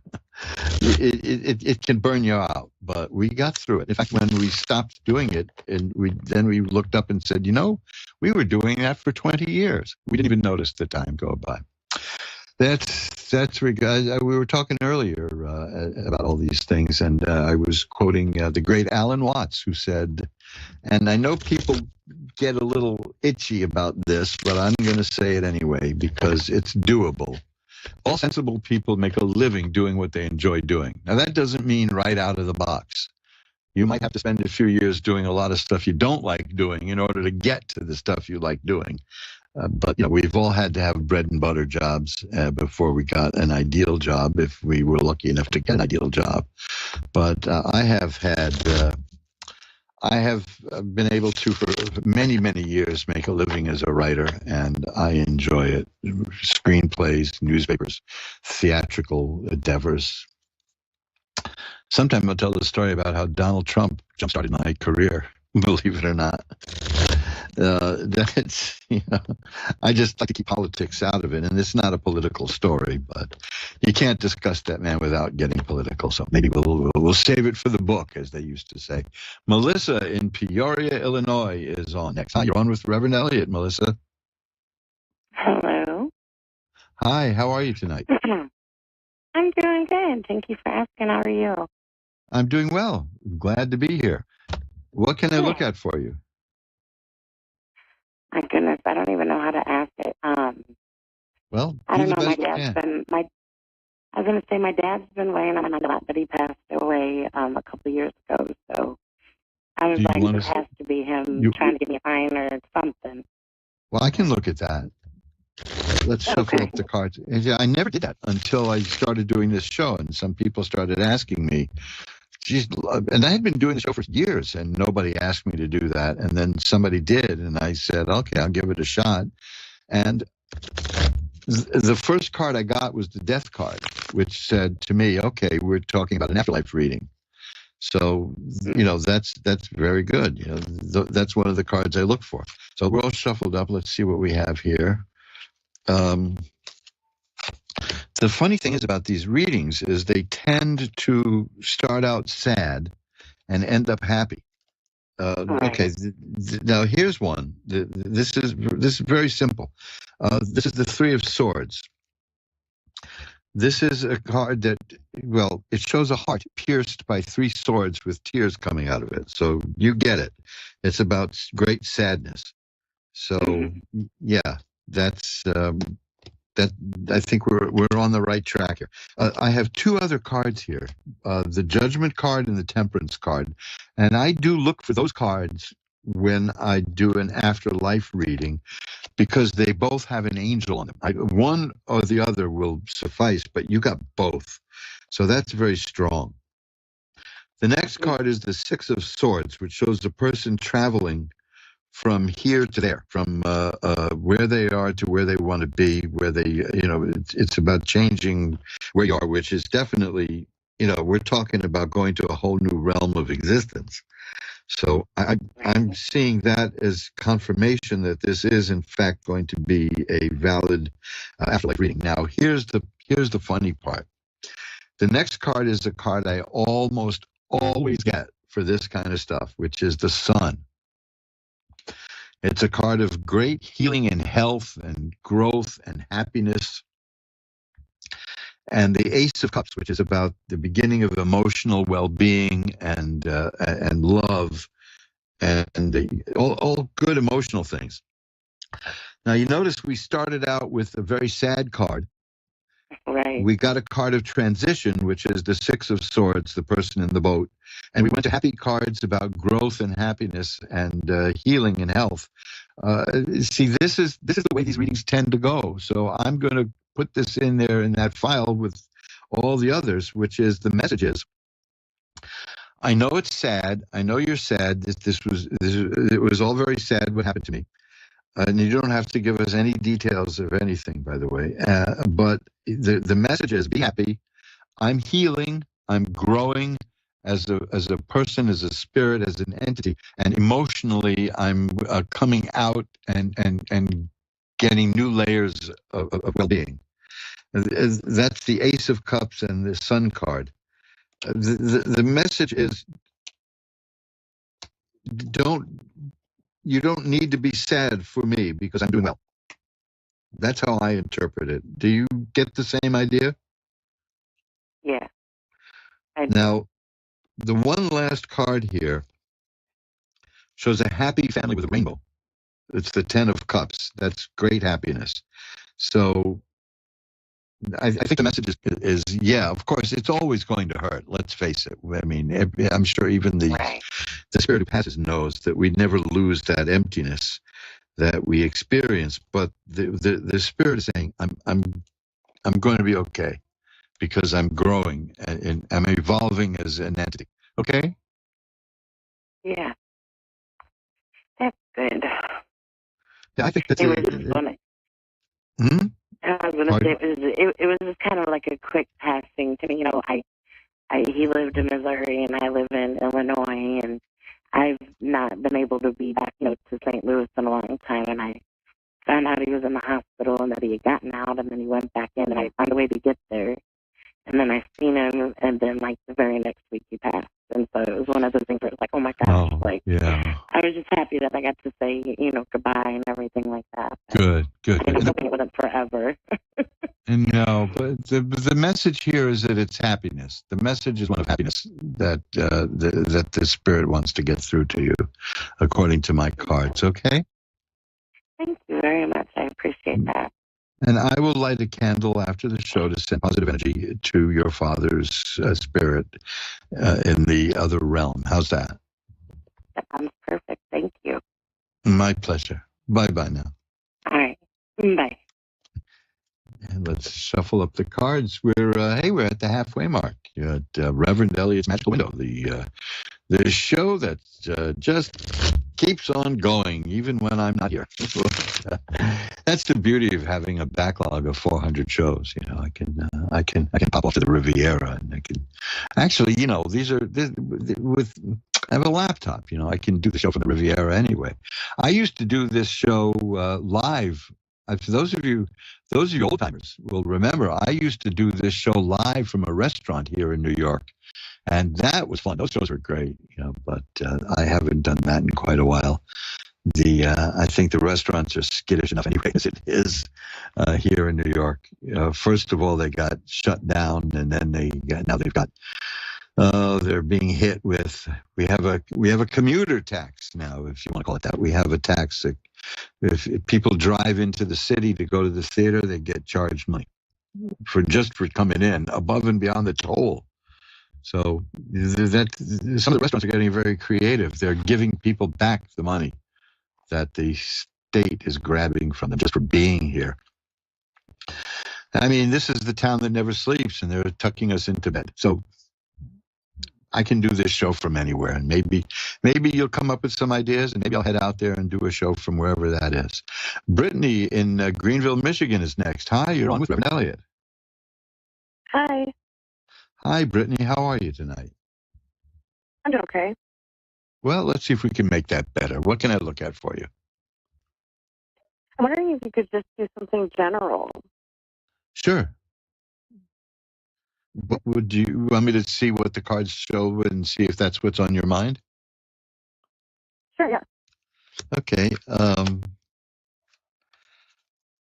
Well, the two things I have here relate to money and emotions and romance kind of things. The affairs of the heart and not intellectual but emotional. And I'm seeing that you're feeling kind of stuck where you are. Is that close to what's going on? Yeah. Okay. Pretty much. Well, the good news, though, is I have the Magician card here for you, which means that you're a person who has great spiritual power. Do you do anything in the spiritual realm yourself? I'm very spiritual, and I would say I'm very intuitive and clairvoyant and things like that. Yes, I have. Good, because you have the Magician. I don't use it so much, but I guess I do. I don't realize it. It's there, and that's what's good. And that's the Magician card. That tells me that because the Magician, the card, it shows the person in the shape of the Hebrew letter Aleph, which is the beginnings. It's A in a sense, but more importantly, is the Magician is holding one arm up with a magical wand in it, pointed to the sky, and the other hand, the arm is down, pointing to the ground, which is that you can take spiritual power and use it here. And that's why I asked if you use it at all, because the card is showing me this. This is not many people get that card. Now, when they do, it's a very an intuitive and spiritual person. So you're gonna I would say I try to on a regular basis. I would say I'm trying to manifest things. I seem to do it pretty easily when I focus. Well, you'll find a way to sharpen it when you want to. Focus is the key word, and you don't want to run around doing it all the time, right? It's No. you need to turn it on and turn it off. But I do see that you're going to be able. The money, we have the Ace of Coins here, so the money is going to be coming towards you, and I have the Eight of Coins, meaning you're going to be working to earn this money. And the Two of Coins means you're going to be able to juggle the money and balance and maybe use it to make more money, like credit and all that. Juggling money to make more money and get things done. I think you're good financially. I mean, you know how to use money, don't you? Yeah. Okay, you're careful with money. That's the Four of Coins. Some people think that means a cheapskate, but it doesn't. It means a person who's very careful with the money, who knows what to do with it. You can still have a good time, but you don't. You're not gonna. If you win the lottery, you're not going to be broke in 2 weeks. You know what I mean? That's not you. No. So I see that. Oh gosh, here again, it's the Page of Coins. That's another card that is like in the Ace means the appearance of money is pretty theoretical. The Page of Coins means it's coming, it's here, it exists. So I think that this year is going to be one where you're going to concentrate on finances, and you're going to do very well. Okay. Yay. Listen to the inner voice. Pretty good last year. I'm just ready to do better. Oh, good. I'm glad somebody did well last year. So yeah. that brightens up my day. Believe me, so many people took a hit last year, but you know what to do because you have that intuition. Let me see if I can get one other card here that can. The Ace of Rods. It's telling me that new career opportunities will also come your way, and you're going to take advantage of that. So this is going to be a very interesting year of not just I wouldn't say change for you, growth. Okay, in terms of work and money, growth. Change can be hectic. Growth is regulated and it works well, and you're growing. Do you have a melancholy side? What does that mean? Like, do you get sad now and then and moves like that? All the time, and I don't really know why. I always wonder if I'm carrying somebody else's sadness around. Well, yeah, because I'm seeing cards that show that this hits you from time to time. You might want to, next time you feel that, try to explore it and see why. Because it just kind of stood out, and that's why I asked you about it, because it doesn't seem actually like you. You know what I mean? So it's been constant for quite some time, and I'm not sure why. Well, let me see if I can. I can't get any insight on that. It's obvious. I mean, this goes hand in glove with the empathetic, intuitive part of you. Yeah, so I think it might be something to do with my younger daughter. She was placed with her mother and kind of been a custody battle, and I'm wondering if I'm carrying around her sadness. She might be sad about it, but she can't show it. Well, we all know that there's a connection between the mother and child, but you're a person with much stronger, deeper connections. So you are going to be feeling it.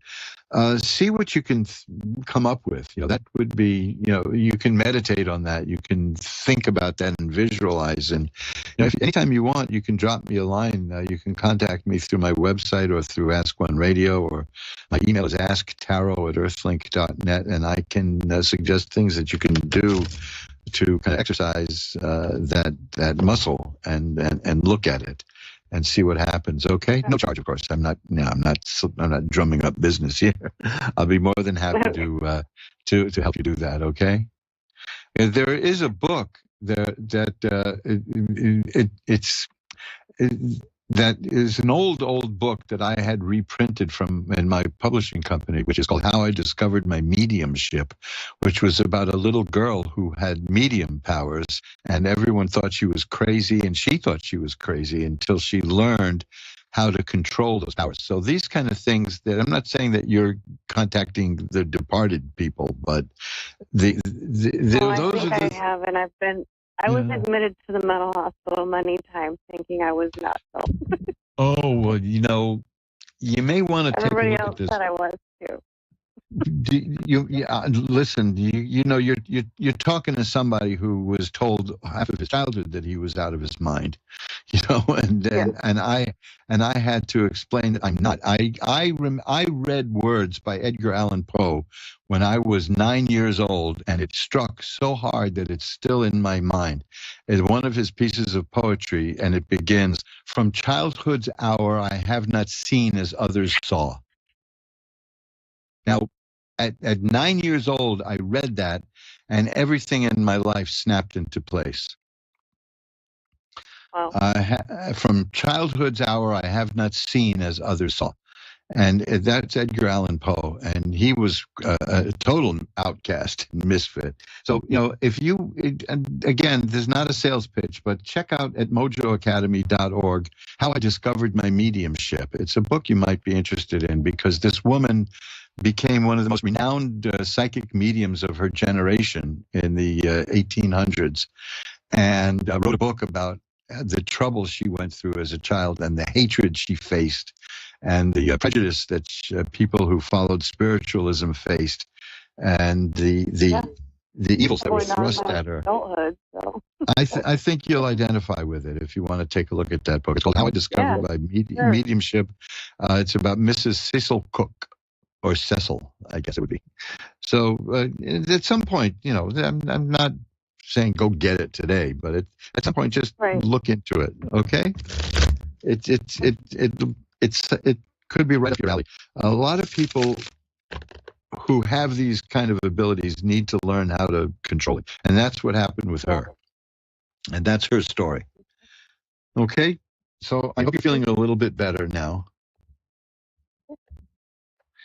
and I thank you for calling. I've had a great time talking to you. All right, thank you. Me too. My pleasure. Thanks. Bye now.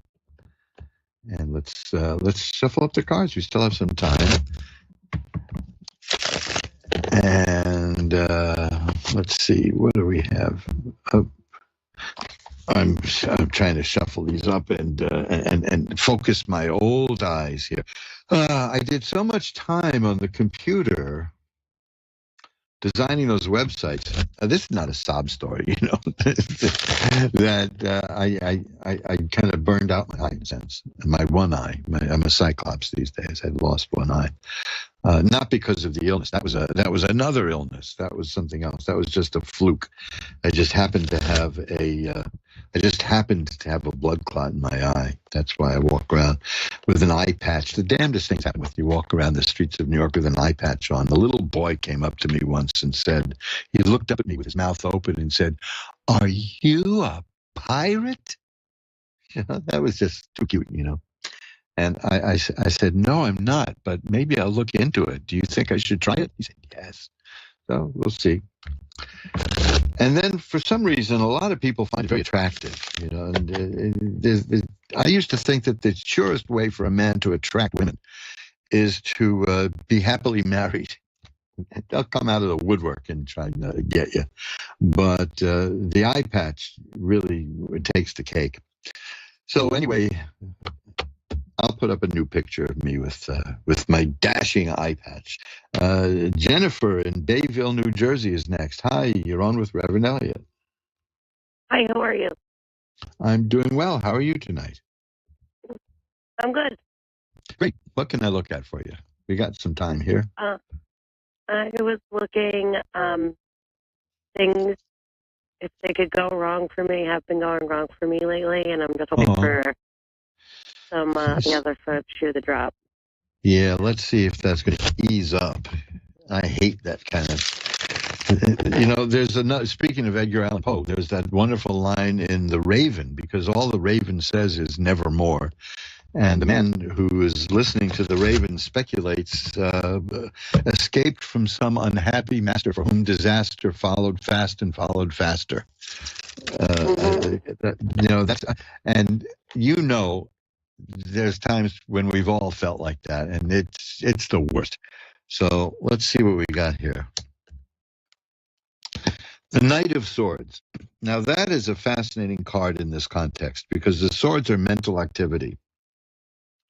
And knights are on horseback and they jump around and they go here, they go there. Like a knight on a chessboard can move in different directions. So what this is saying is that your mind is racing around with all this, and you don't need the cards to tell you that, though, right? Yeah. Okay, the Page of Swords is here. Now, the Knight is the beginning of the court cards, and the Page is the end of the court cards. There's 4 court cards in each suit. That's telling me that it's going to calm down, and you're going to master the mind. And here's the Ace of Swords. Wow. Okay. The Ace of Swords. Now, that doesn't mean that all the problems are in your mind. It's just that our mind is where we feel the problems. You know what I mean? This is many years ago. I was riding a 10-speed bike for the first time, and I flew off of the bike and I fell on my face into the pavement in Central Park. This is in the 60s, and a guy comes up to me and says, "Smell the flower and you'll feel better." And because my face was all smashed in. I'm not that hippy dippy into all this stuff. So I'm not going to say that this is all in your mind, but it's happening in your mind, if you know what I mean. That's where it hits us. Never fear. You've got 2 of the most positive cards in the deck here. Absolutely, the single most positive card in the deck is the Fool. The Fool card is the card of the beloved of God, the person who has great spiritual protection and power and will do fine. And if there was any negative card in this reading, that would take it out. The next card is the 10 of Cups, which is about perfected happiness. And then the 10 of Coins, which is also a card of great happiness. It involves money, but it also involves family and ancestors and grandchildren and great-grandparents and all, your place in the line of your family that you'll fit in. You're not a misfit.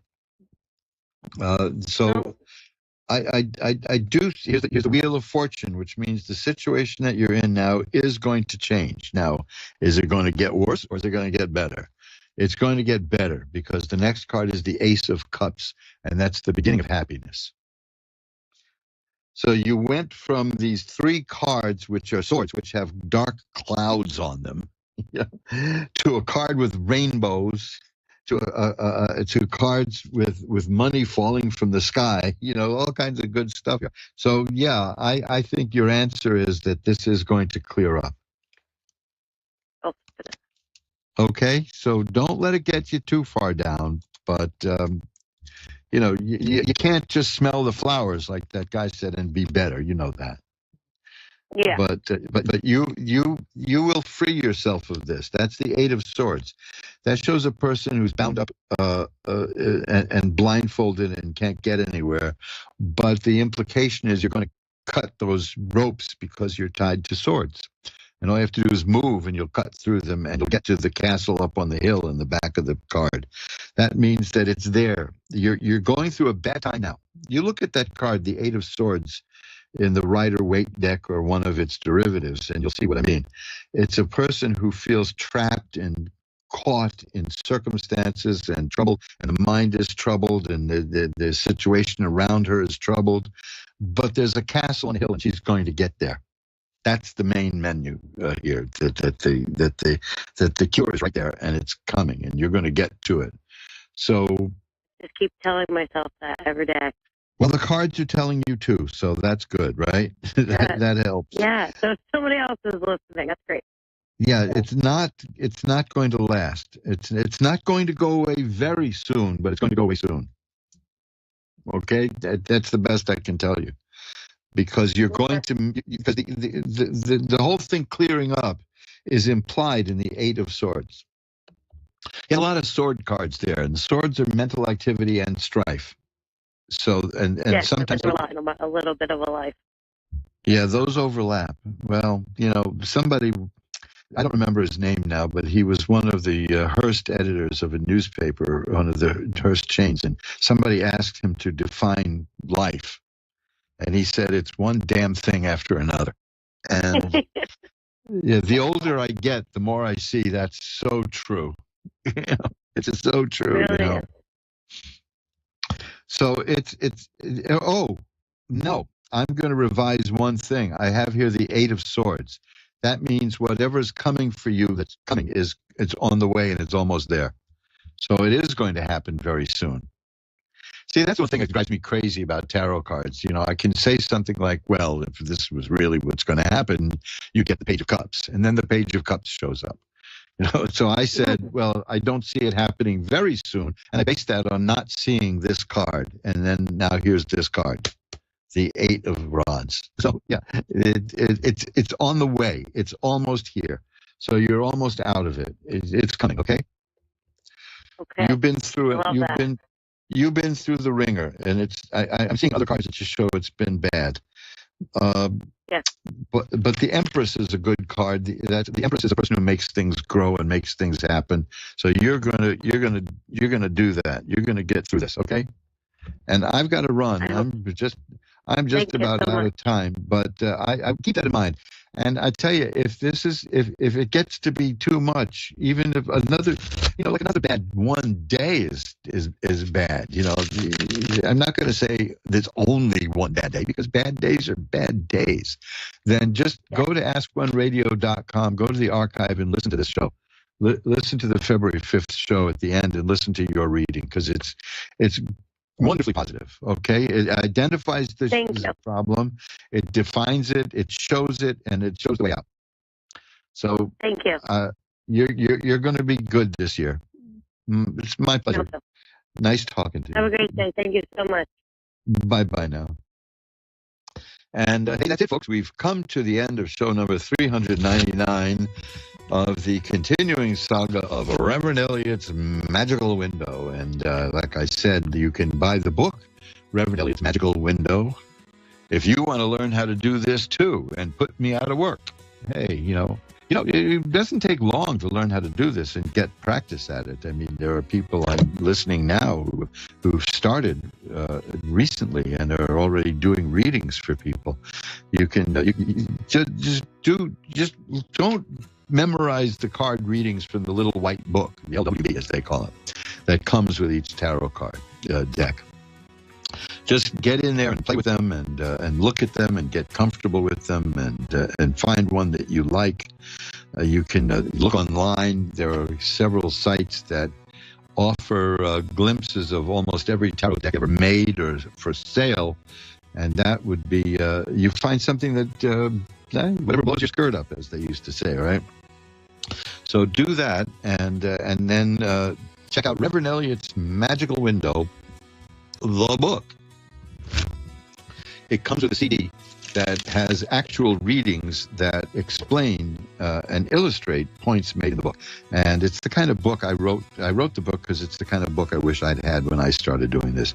So I'm a real tarot enthusiast. I collect tarot cards. I have the whole set of the Tarot Encyclopedia, and I just get a real boot out of it. And hey, don't forget, look at that tarot pocket watch I mentioned. Take a look at that. You can see that at Occult Jewelry. You go to magic-works.com and look at occult timepieces. Tarot timepieces, sorry. I got to run. I'm eating up the clock here. So I'll see you again next week for show number 400. And remember, time flies. It's up to you to be the navigator. Bye-bye now.